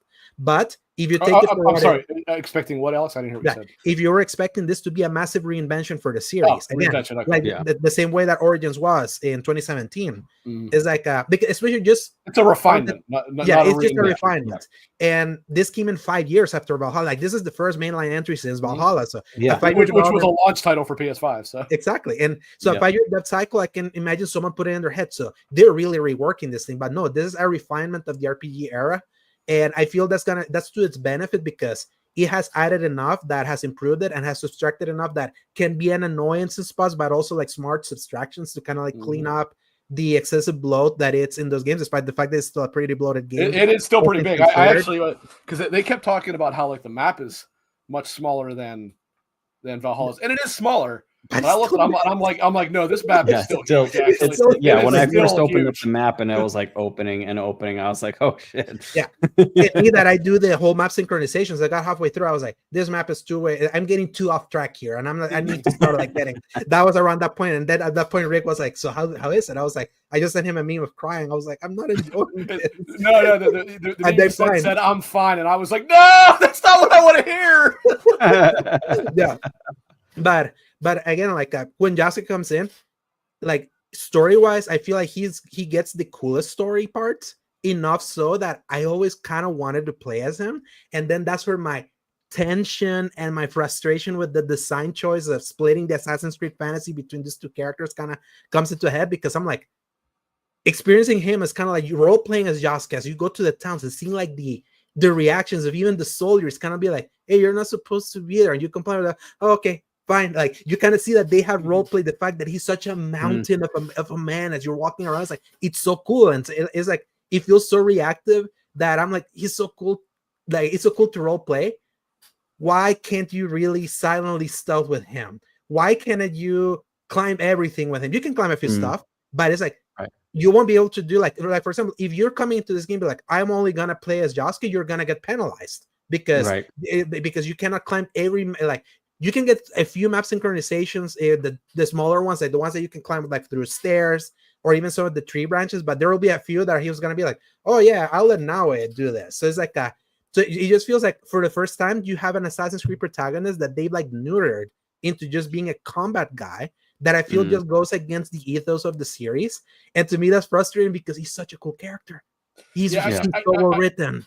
I was kind of thinking on it, and what they almost should have done is, I don't know if this would have worked, but almost had Naoe as the really only character, but then had specific segments where you play as Yasuke. Yes, thank you. That almost probably would have worked better. Yeah, I feel that would have done wonders to the level design, because imagine if you do like specific levels that are already properly set up for just being like those combat missions, that would have worked well. It's just when you're out in the open world and you kind of want to you're not going to 100% this game, let's say, if you're just doing Yasuke. You have to play as Naoe, because she's the one that has the Assassin's Creed like fantasy. And even early on, when I was not feeling how nimble and how weak she felt in combat, through further upgrades, she gets there. You still have to be, you still kind of have to make sure that, you have to be careful. You have to be like pairing everything, because she can go down in 2 or 3 hits. Yasuke can take like 10 before he goes down, and he can kill enemies in 2 hits. It's like he's so overtuned when it comes to combat. And I know some people are saying that even the existence of Yasuke, he's so overtuned that he trivializes. Like, you can go into like a bandit camp that you can stealth around with like for 20 minutes with Naoe, or you can just barf in and kill everyone in like 2 minutes there and just acquire everything and just move on. So he almost feels also too powerful in a way. And I feel like they could have done, like, I've been talking with people that I feel like I would have accepted, give him Eagle Vision. You cannot even do Eagle Vision with him. Like, you don't have an eagle anymore in this game to tag all the enemies. Like, you're back to doing Eagle Vision like the older games, but only now it gets there. So you can get 1 stealth kill, maybe 2 at times, like with the brutal assassination you can get with Yasuke. But it's like what you want is like, maybe if like in an ingenious way I can like sneak around and stab it. I feel like you're not gonna be able to do that. And I see the ways they could have. I can see ways that they could have, like, maybe he doesn't have the hidden blade, but he could have used the knife instead of like stabbing someone. Then suddenly he's screaming when he's like stabbing, and then everyone sees him. So it's like I understand on paper. I feel the idea of like, he's the combat guy, she's the stealth, she's the stealth girl. I feel that's cool on paper, but on execution, I feel it's like you will be left like sometimes be like, oh man, I feel like it could have been tweaked and it would have been so much better in this way. And I feel I came into this game just wanted to play as Naoe. That's kind of like the irony, because I was like, okay, she's the stealth one. I like stealth. I want to see how they do stealth. The stealth of this game is pretty excellent. I want to do that. Why then is the story of Yasuke so cool? why is the story like so interesting? They ignoring all the bullshit that this game has been getting of them including Yasuke in. Apart from the fact that Yasuke is like a legit historical figure, like he existed. This is not an invention from Yusa. He legit existed. I feel they have worked so well in tying his origin into the grander Assassin's Creed like story, and he has such great interactions with like the side quests you want to like attempt with him and all that then you're like in a monkey's paw scenario, because I'm like, I want to play with him, but if I want to have the gameplay, I'm gonna stay with Naoe. And Naoe is like her focus is very singular. It's a revenge tale. So it's like, and to me, it's just more notable when you realize there's more layers to Yasuke than there is in Naoe.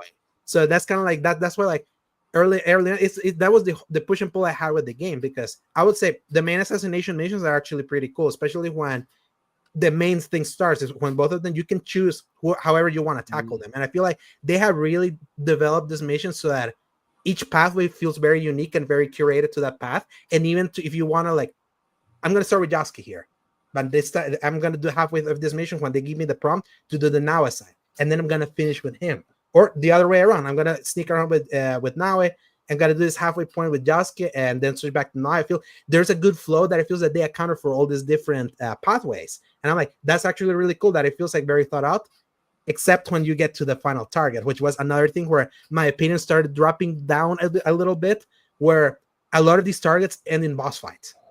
It like makes sense with Yasuke, but why are they boss fights also with Naoe? I thought the point was, if you're doing Naoe, you're going to get to this target and assassinate him quietly. There are a few that you can get, but there are others that it feels like it's borderline impossible to get in without the target seeing you and starting like a boss fight. Because this game also doesn't do the classic Assassin's Creed, when you kill a target, you go into like an enemy conversation with them. It's like that. Now these are cutscenes, and sometimes like the cutscenes with both of them present as you're talking. So I'm like, did they wanted to do a lot of these boss fights because they kind of wanted to kind of having both of them like the final say of the target before he dies in front of you? So it's like, those are things I'm like, man. You had also said that if I did now in this, I should have been able to get the silent kill. And I only got 3 of them silently, and the other ones were boss fights, beside a few that you can actually spare, which was actually a pretty cool story moment that I'm not going to spoil, but you'll see it when you get those options. So it was a constant tug and pull. but then the ending is pretty awesome. Like the fight, like once you're done with those targets, I feel that compared to most Assassin's Creed games, I feel this game like stays true to the story they're telling from these two characters, and this end is pretty solid. Like how the story leaves both of these characters, I feel there's more to tell. Like the book is not closed. There will be they can tell more story with this two characters, well set up for them moving forward. And I'm glad that it all happened without any interruptions from any future storytelling, because this is also the first Assassin's Creed game where the Animus is borderline non-existent. Besides how the game introduces you, one interruption you're gonna get like a few hours into the game, but it's like if you were expecting any follow-up to whatever they were telling in the previous games, this is a clean break. Like they have ripped that out, the Animus, like they put it in. They put it basically entirely in that Infinity thing, which is what they said they were gonna do. Yes, but, and right now there's almost nothing in the right. It has to be added still. Yeah, yes. I know.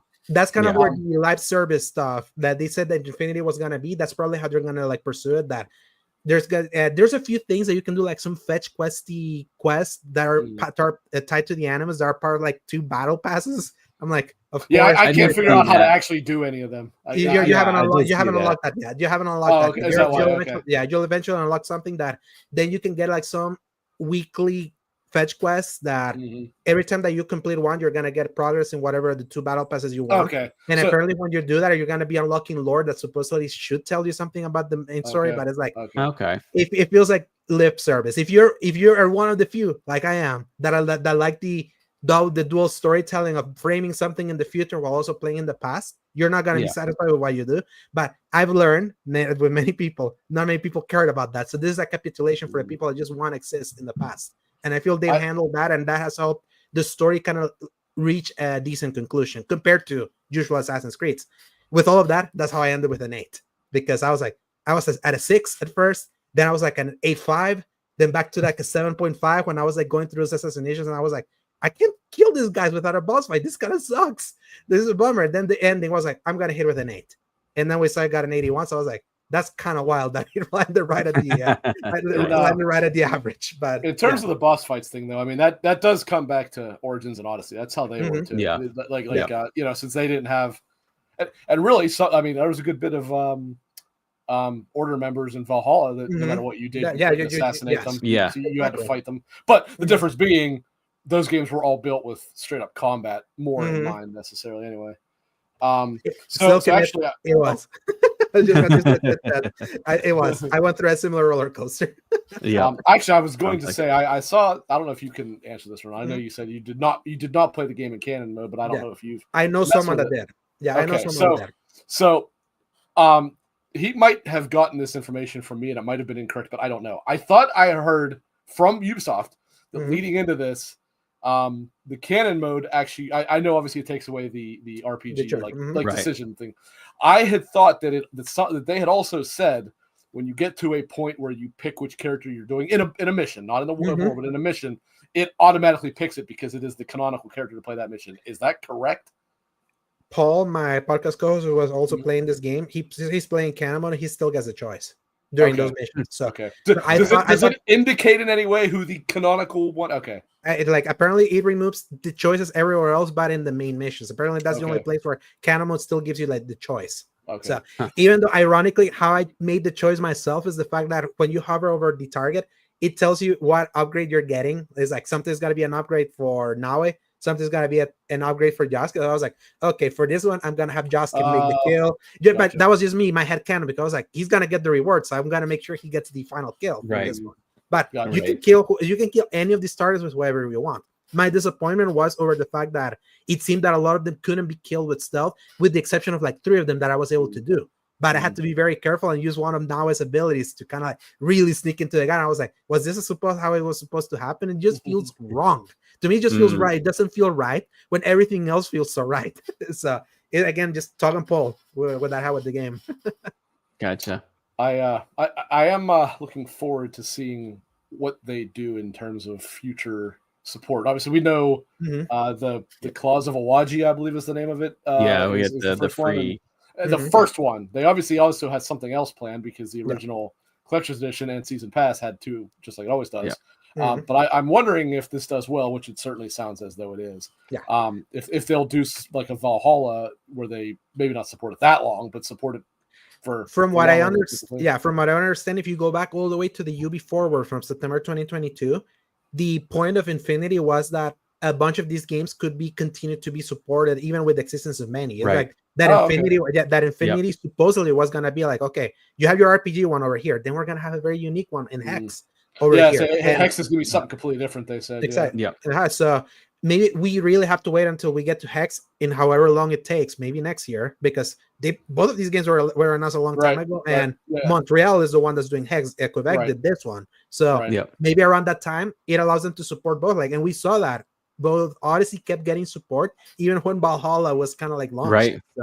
So maybe that's how they do it. But that's the new era. We're now officially now in the new era, and seemingly it's starting up at a very in very solid ground. So I would. They knew. I was kind of worried about it. They knew this game could not flounder. It had to.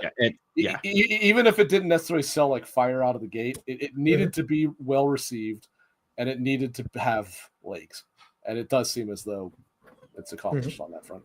Oh yes. Yeah. So, and I would say like because I've been like wrestling in my mind like where do I rank this game? Like with all these things, I do feel this is the best one of the RPG ones. And I've heard a lot of people say that. You're not the only one that said that. Yeah, it's like better by a hair. Like for example, like I hold Origins in very high regard, despite it being like the first step, because I love Bayek so much. I feel like that game had heart, and how it told a cool story too. Actually, it really told a cool story. And even though it was still like growing pains with some of the RPG side of things, I felt it was like tight enough, and because it was like you knew that they were like dipping their toes into where they eventually took the series, but it still felt like the identity of the series was still there.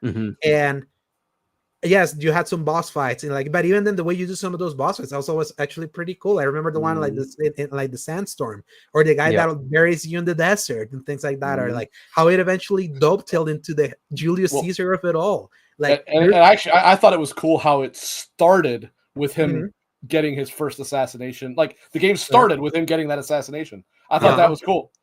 Exactly. So I feel like I feel like Origins more than the other ones has really aged well. Like especially when you understand like what the RPG era feels like. I feel like if you go back to Origins, it actually ages super well, despite some yankiness and how you do the stealth. Is like the stealth is like after you experience stealth in this one and you go to the other one, it's like you really feel like the difference. Like they've really the biggest improvement has come from stealth in this game. I will say one thing about Origins that's way better than Odyssey and Valhalla, not Shadows, but Odyssey and Valhalla, it had cloth physics. Yes. Yeah. Now in Odyssey, you usually didn't have anything long enough to matter, but Valhalla did not have cloth physics. They all stuck to the back of Eivor's leg, and I hated that. I hated that so much. I'm like, flowing robes is part of the visual identity of this series. You have to have moving robes or at least cloth that flows. And they did not have that in Valhalla. It's genuinely, in my opinion, it's genuinely part of why that game did not look in any capacity like an Assassin's Creed game. Yeah, absolutely. And especially where it tried to bring back, especially Valhalla tried to bring back a lot of elements of social stealth, but they were like actions instead of being natural. It's like the whole point of social stealth is that you just walk into like a group and you're already hit, and that's the whole point of social stealth. Is like a smooth way of you taking advantage of your environment. You don't want to be like hold triangle to sit here as your way. It's like it just that's just paying lip service. And I'm sad a lot of those mechanics are not here, but I'm like, I'd rather you not do it and improve the stealth somewhere else instead of doing it half-assed. So that's kind of like where that's kind of where I eventually lean with that. I'm debating whether Origins or Shadows is like top, depending, like ask me wherever in the day is. But I feel like in a very objective way, I feel like Shadows has improved on a bunch of stuff from the RPG era. That I feel like I know a lot of people hold Odyssey in high regard. That's not me. And I know Rick absolutely is not. But, I mean, I like the game. Exactly. I do like the game. Yeah, I like it, but it's like that's middle tier Assassin's Creed for me. I know a lot of people are like the top one, or like the Hogloss of the law. That's the very best one. I'm like, the only way that I accept that opinion is you accepting that what you love about that game is not the Assassin's Creed. They did a pretty good Witcher 3 facsimile. Yes. Yeah. Take it from there as like a facsimile, a Wonder Woman Witcher 3 game. That's how I call it. If you're playing Cassandra, and it makes sense. And I feel it's pretty addictive of a game as you're kind of going. It's just that when you think about it as an Assassin's Creed game, it just falls apart because it's like it's not respecting the core tenets of the series. And I feel this one, Shadows, does. It respects it while still being an RPG.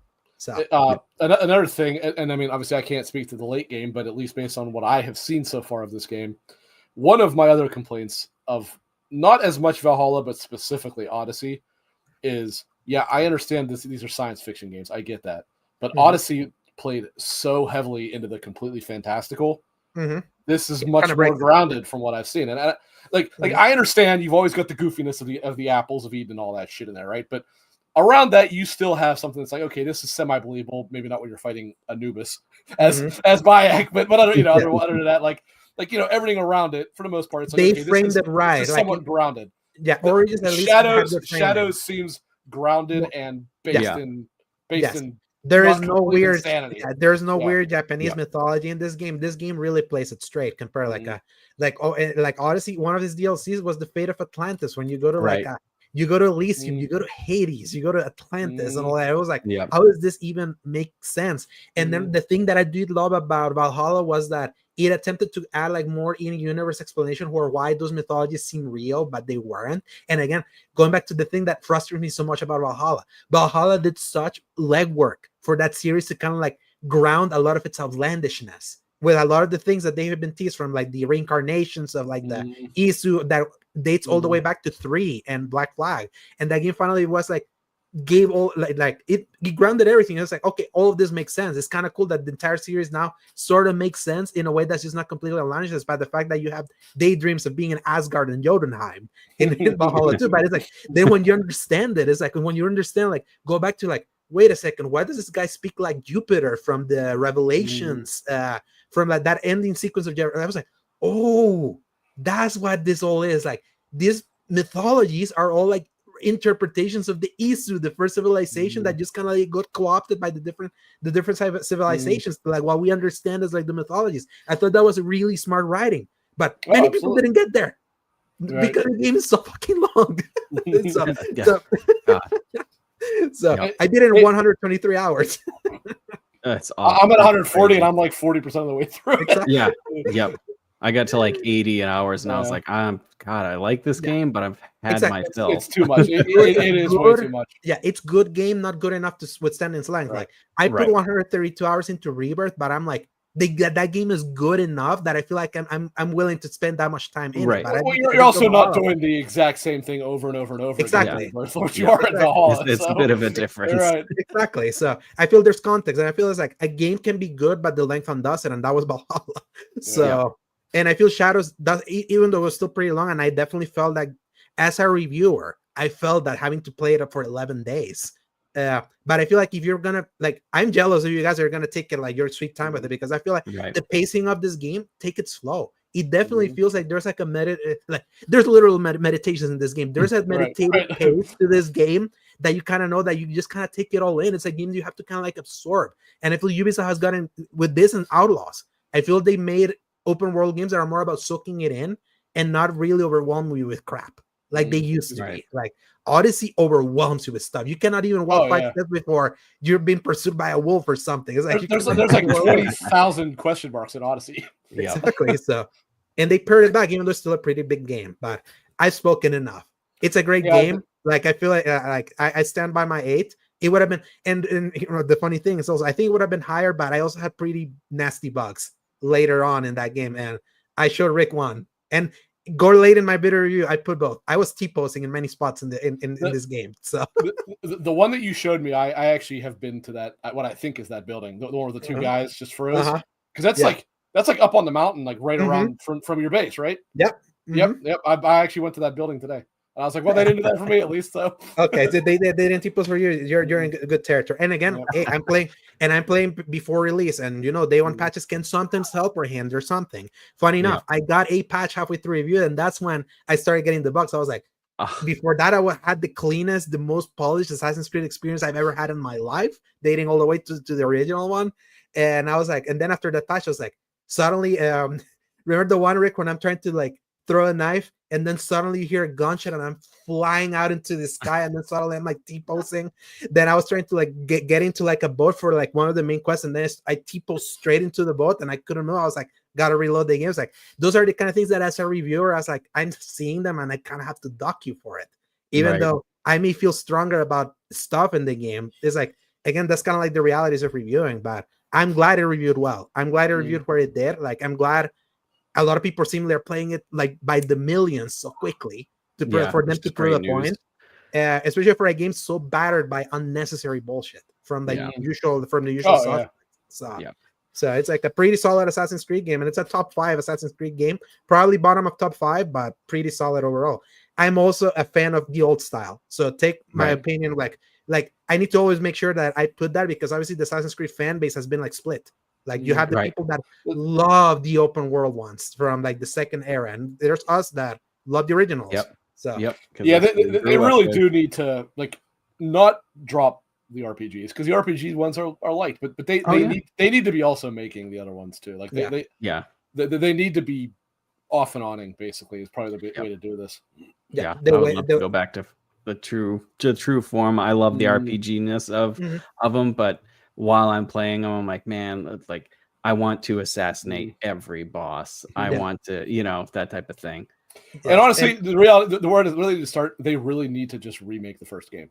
Like the time has come. They have the means to do it now. And structure it more like the other games. Like, instead of having the experimental, like very open format that they use for it, make it mission based, like Assassin's Creed 2 was, right? And it would have better mechanics.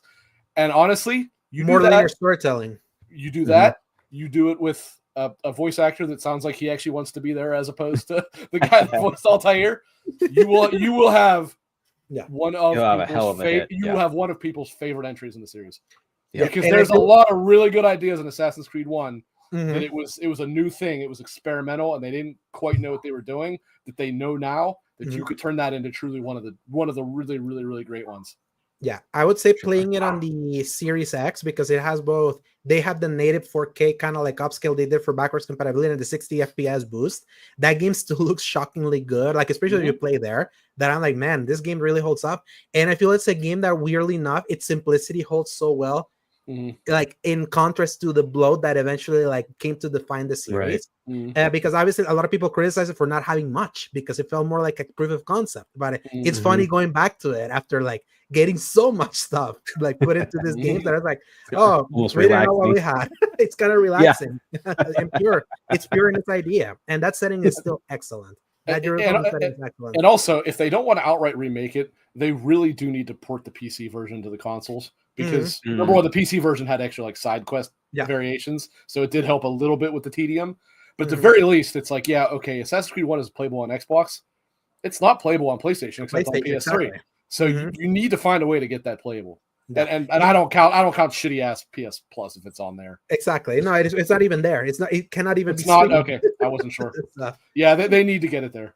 Yeah, but great game. So if you've been interested in like Assassin's Creed before, or you're interested in this setting, even if you didn't like the RPG versions of the other ones, I feel this game comes in an interesting tension between the two, where it's still serving the RPG masters, but I feel there's enough to still appeal to those that fell in love with the series before. It's the most, even more so than Valhalla. I feel it's a better marriage between the two. And there's that guaranteed assassination option if you are like me of the belief that one-hit assassinations should be the standard of this series. So the option's there. It was technically in Valhalla, but I feel stronger about that here, because now I feel the gameplay still accommodates to what you expect. You actually have the ability to play stealthily this time. That's the difference. Right. Exactly. Right. So that's why I know that at least the intention is more pure compared to Valhalla that felt more like lip service. So. Good Assassin's Creed chat. Yes, very good. Go read and watch my review over at seasongaming.com. Yeah, definitely. And I did link the review in the details. So if anybody wants to check it out, the link is right down there too. Yeah, thank you. So I don't know if you guys got enough time. We're at an hour and 48. You want to go into samurais and ninjas? All right. So this was so I just kind of threw it out there that we just pick what we thought was our favorite samurais and ninjas and games and such. So as Alex, are you ready? Do you want to throw out which ones you like, or which ones you always think of when you think of those games? I think of Ryo Hayabusa. Like when I think of that kind of style, even though he's not a true samurai, I like all of this like called ninja, samurai, shinobis, all of that. Like I feel it's all like blended in my mind. But when I go to that, I go to Ryo and Ninja Gaiden. So yep, yeah, it's definitely. I mean, that's all the way back to the NES days, right? That's when, that was the first one. And Game Gear, classic. First that's right. Yeah, the Game Gear. Yep. Yeah, I don't know which version of Ninja Gaiden was that one, but that was the first Ninja Gaiden I played, the Game Gear one. Nice. Yeah, definitely a classic. Me for ninjas, I'm gonna have to go with it's got to be Tenchu with. You son of a bitch! What do you mean? What do you mean? That's mine. That's mine. I was gonna. No, we can have the same one, and I figured we would here for ninjas. I mean, to be fair, there's lots of ninja ones. There's like, was it Jin? The goat, right there. Yeah, Jin from Ghost of Tsushima, Wolf from Sekiro. But my two personal favorites was it Rikimaru and Ayami. Rikimaru and Ayame. Yep. From Tenchu. And then technically there was also Tatsumaru from Tenchu too. Yeah. I think it's probably a nostalgia thing too, but I got Tenchu and Metal Gear Solid 1 on the same day on Christmas. Ooh, nice. And it was like, that's probably one of the best gaming days I've ever had. But that's a heck of a good of duos. It was wild, and I just remember booting up Tenchu and just being blown away by the graphics of the PS1, the music, and the polygon blood going everywhere. But yeah, those are probably my favorite ninjas. The Tenchu series. Please bring it back, please. Like I would throw money at whoever. Well, actually, it's funny you say that, because when I was playing Shadows, one of the first things I thought was like, this feels like Tenchu. Yes, is the closest it's felt. Like even more so than the few times you can stealth in Sekiro. So. Yep. And then my pick for samurai is going to. I mean, there's Jin, I guess, is also samurai as well, but you're gonna say Samanosuke, aren't you? No, I'm actually gonna say Cyan from Final Fantasy VI. Yes, because I always had him in my character, because his little sword jutting out and stuff, and I loved it. Okay. Loved it. Shadow, also Shadow. I was surprised you don't want to use that Shadow. I actually expect you to say that's right. And then, Edge in 4. Edge in 4 was also so cool, even with his late entrance. Yep. And I thought Tecmo did a really good job with was it William Adams in Neo? I really liked that character too. Although the self-made character of 2 was way better. The one that was half yeah. Then there's the character created Rise of the Ronin. Honestly, genuinely, one of the better character creators, though. It really is. It was pretty deep. Creator. It was pretty deep. I've been wanting to try that on the Pro again, just to see how it still looks like ass. It still looks like ass, but it runs a lot better.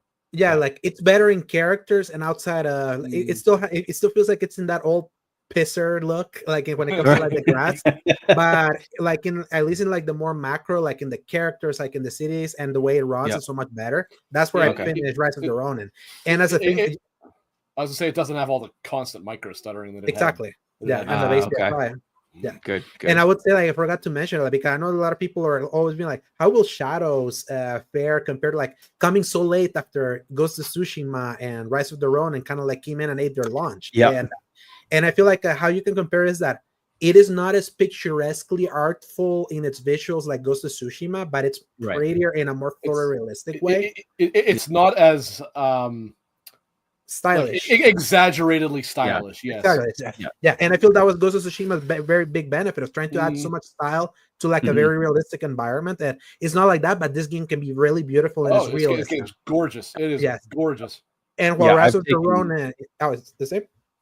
Taken several probably close to 100 like screenshots of it and like put it up on Blue Sky and stuff, and in the Discord and stuff. I love the I love the photo mode, and I think Silkenit said it in chat there. Yes, it's such a beautiful game, and if Rise of the Ronin has more aggressive and varied combat, I feel Shadows it's way easier to pick up and play. And again, like some of my like hang-ups of the early feeling of that game, eventually like that combat still feels really good, and I feel it's the most easiest pick up and play out of the 3 games, because even Ghost of Tsushima, like when you it's not that easy to pick up and play because you have to get back into the flow if it's 4 stanzas. So there's still a little bit of like I haven't been playing this, so what stanzas for this guy that has the pole or is brute, especially if you're stuck in Iki Island like I am, where it's like they start mixing both. I'm like, what stanza am I supposed to do? And it gets killed. That's a shame they never found a way to bring that into the like on like a new game plus into the main island, because that gets tricky when they're changing their weapon types. Exactly. So because it's like then you get confused, and if you haven't been playing, it's not as easy to pick up and play unless you're like in the normal map, which is a little bit more defined. So I would say like Shadows holds its own. Like I feel it has both strengths and weaknesses, but I feel it's not like everything's lost because these other 2 games came first. I feel it holds its own. I feel like it might not be better. It might not be necessarily better in all the areas, but it's adequate in all, which kind of so I've long said I know not everybody shares this opinion. I think Ghost of Tsushima's combat was fantastic, and I think its stealth was absolutely terrible. Stealth is so much better. I did not like playing Ghost of Tsushima stealth-wise at all. But I liked playing like a samurai and fighting. Yeah, it was so simple. It at least worked. It was like very like serviceable, but it was not a great stealth game. This is a better stealth game. Yeah, you can tell it was second hand. There is one small thing about Shadows we didn't talk about that I wanted to talk about. So sorry about that. We'll come back to it. Yeah. And that is actually, I do want to call out, I think it's actually pretty cool how the seasons are dynamic, because I did not know that. Yes. I had thought the seasons changed as you progress through the story. I did not know it was dynamic. Yeah. And then specifically what I wanted to say that I think is kind of funny is Alex finds as being somebody who lives in, I don't know, is that considered a Caribbean country? I actually don't know. No, it's just a Central American country. That's Central American. Okay. Tropical. Right. But you're always in warm weather. So for you particularly like the winter because it's somewhat different exotic to you. Right. For us, I mean, I can't speak for Clint, but I'm assuming I can guess right. We can't wait to get out of winter because it looks like shit to us because we hate all the light. So it's kind of funny. It just creates like this really interesting.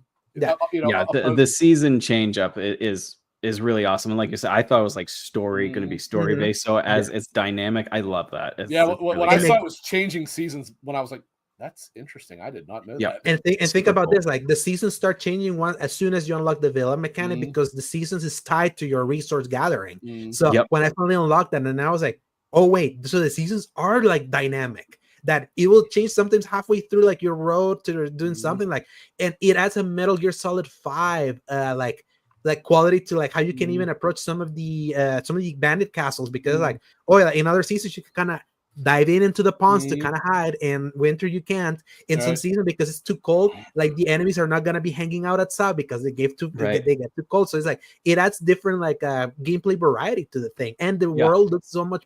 It just feels more alive seeing it change like this, because it's like that's very cool. It's very cool. It also really lends a feeling of time progression. Yes, right.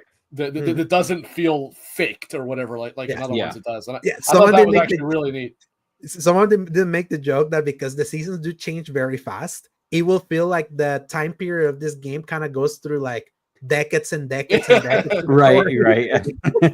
So it's such a funny quirk that you don't really have to think about, but I still appreciate it because it makes that's how you feel the next gen of like the tech that they're using with that, because before it was like every seasonal change was story gated. Right. Yeah, off the top of my head, it's the only one that I can think of the only game I can think of that has dynamic seasonal change. I know Forza Horizon 4 had seasons, but it wasn't dynamic. They changed on a week-to-week basis. So this one is genuinely dynamic, which is pretty interesting. Yeah, and many games just have weather dynamic weather. And the fact that it actually does change how things work is also pretty cool. Exactly. So what about you, Rick, for your ninja picks? Well, I know you. Anything out of you stole my bro Ricky Maru. I said not a particularly good ninja by any stretch of the imagination, but give a bit of a shout out to Yuffie Kisaragi. Yes. Okay.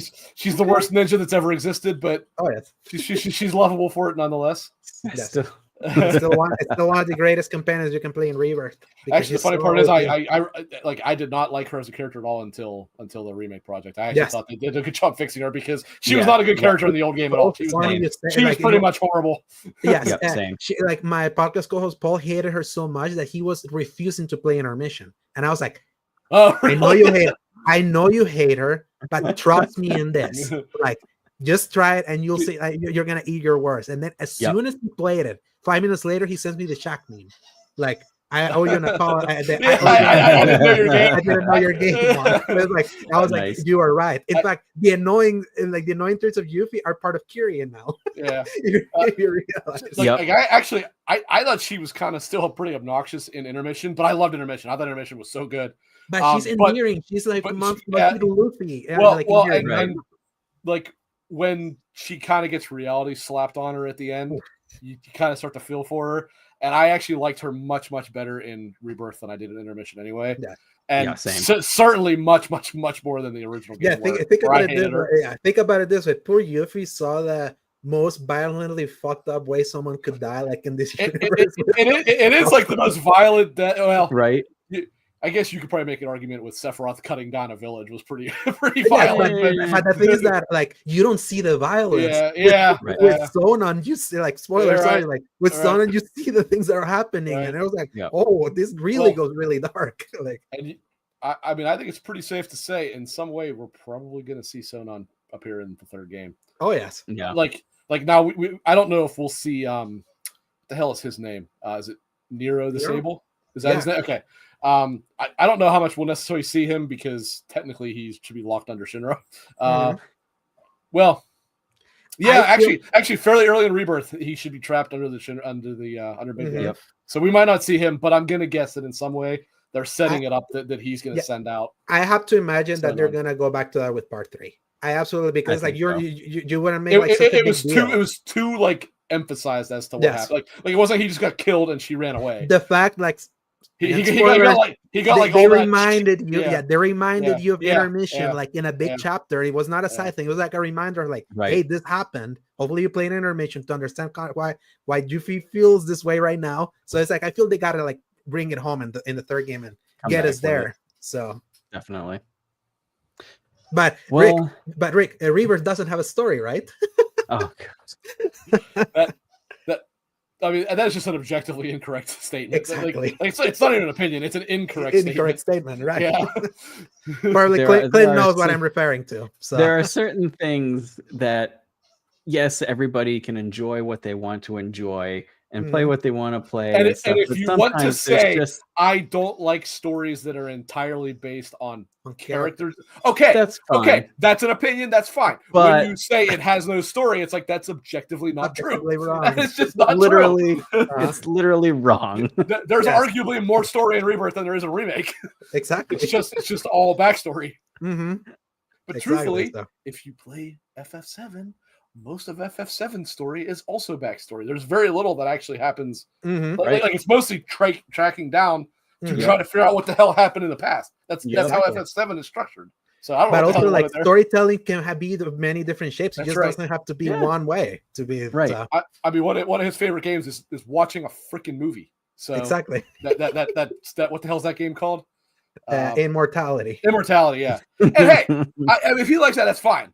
But I'm just saying, like. You can't say that there's no story. You just can't say it's not true. Exactly. So, but yep, bring it home. Awesome. Well, on that note, I think it's time for the fortune cookies. I have mine, Rick. I don't know. Did Silkenet ever answer us if there was? No, Silkenet hasn't said anything. So I think I'm off the hook. No. I don't think that's how that works. Let's see. Silkenet, did you ever answer us? I don't think you did. I don't think he did either. But maybe is there to be additional punishment added on to him? Oh, you weren't here in the beginning. Somebody forgot to get vinegar for today. So I said I was going to leave it up to you. Will there be further punishment incurred? I'll leave that entirely up to you. I'm not pushing you one way or the other. Yes. But you tell us, is there additional punishment, and if so, what is it? I think I read mine last week first, so go ahead, sir. I believe you are correct. Wow, is this fucking fitting in a way from today? Yesterday's events. You deserve to have a good time after a hard day's work. It was a hard day of trying to get hold of GameStop customer service. I'll tell you that much. And your wife deserves a reprieve for having to absorb all of that. It was funny because my texts were blowing up as they should have, because I would have been pissed too. But the whole time I was kind of thinking, I was like, oh, poor Nicole. Because I know Rick's in there just yelling at GameStop. Yes. At one point, she was like, "Why are you motherfucking somebody?" Yeah. She actually said that. She goes, "Why are you motherfucking somebody?" I'm like, "They sent me the wrong fucking game." That's great. Oh man, that's so funny. Like I got it because I remember you just texted me, "Motherfucker." I was like, "Oh, what happened?" Well, they told me we were talking about something, and so I just was like, "Motherfucker." Yeah. I was like, "What?" I was like, "Ooh." Let's see. For me, we've got for everybody, a lifetime of joyous celebrations is coming in bed. It's got to add in bed at the end of everything. So, well, I think that's it for the show. Where can everybody? First off, thanks for coming, Alex, and talking in deep with Assassin's Creed with us. That was very informative. So it's going to definitely affect how I play and hopefully enjoy it more and stuff. So thank you very much, and thanks. You got a great game ahead of you. I tell you, like if your guys are just 5 or 6 hours, like when it gets really good, it's still ahead of you. So if you guys are already enjoying what you played, gosh, like it's just gonna go up. Like perfect. Where you are. So perfect. I like to hear, because I love what I played. So there we go. So where can everybody find you, Alex? Okay, they can find me on Twitter at @A_Joe where I really tweet, but I retweet a bunch of stuff. And then you can find me at AA Segovia on Blue Sky, because everyone else loves retweeting over there. So I'm just kind of like making my act known, my active presence known there. And my written content, they can find it right now at seasongaming.com, where they can read my reviews this year for Eternal Strands, Monster Hunter Wilds, and Assassin's Creed Shadows. So awesome. So I've done the 2 big games. There, yes. Outside of Travis Northrop, best reviewer right here. Best reviewer right now. We also have a link to the video review in the details as well. So if you're interested, definitely check it out. So, but I think that's it for us, folks. We'll see you next week, and as usual, play what you want to play and watch what you want to watch, and just unless it's Fortnite. You forget to say that. Unless it's Fortnite, you can play Fortnite. It's okay. You will be judged harshly. You will be judged, but it's okay. Play what you want. Play Fortnite. Just don't call it the greatest game or one of the greatest games. There you go. There you go. Don't say it has the best story ever or something. Exactly. All right, folks. Thank you very much, and we'll see you next week.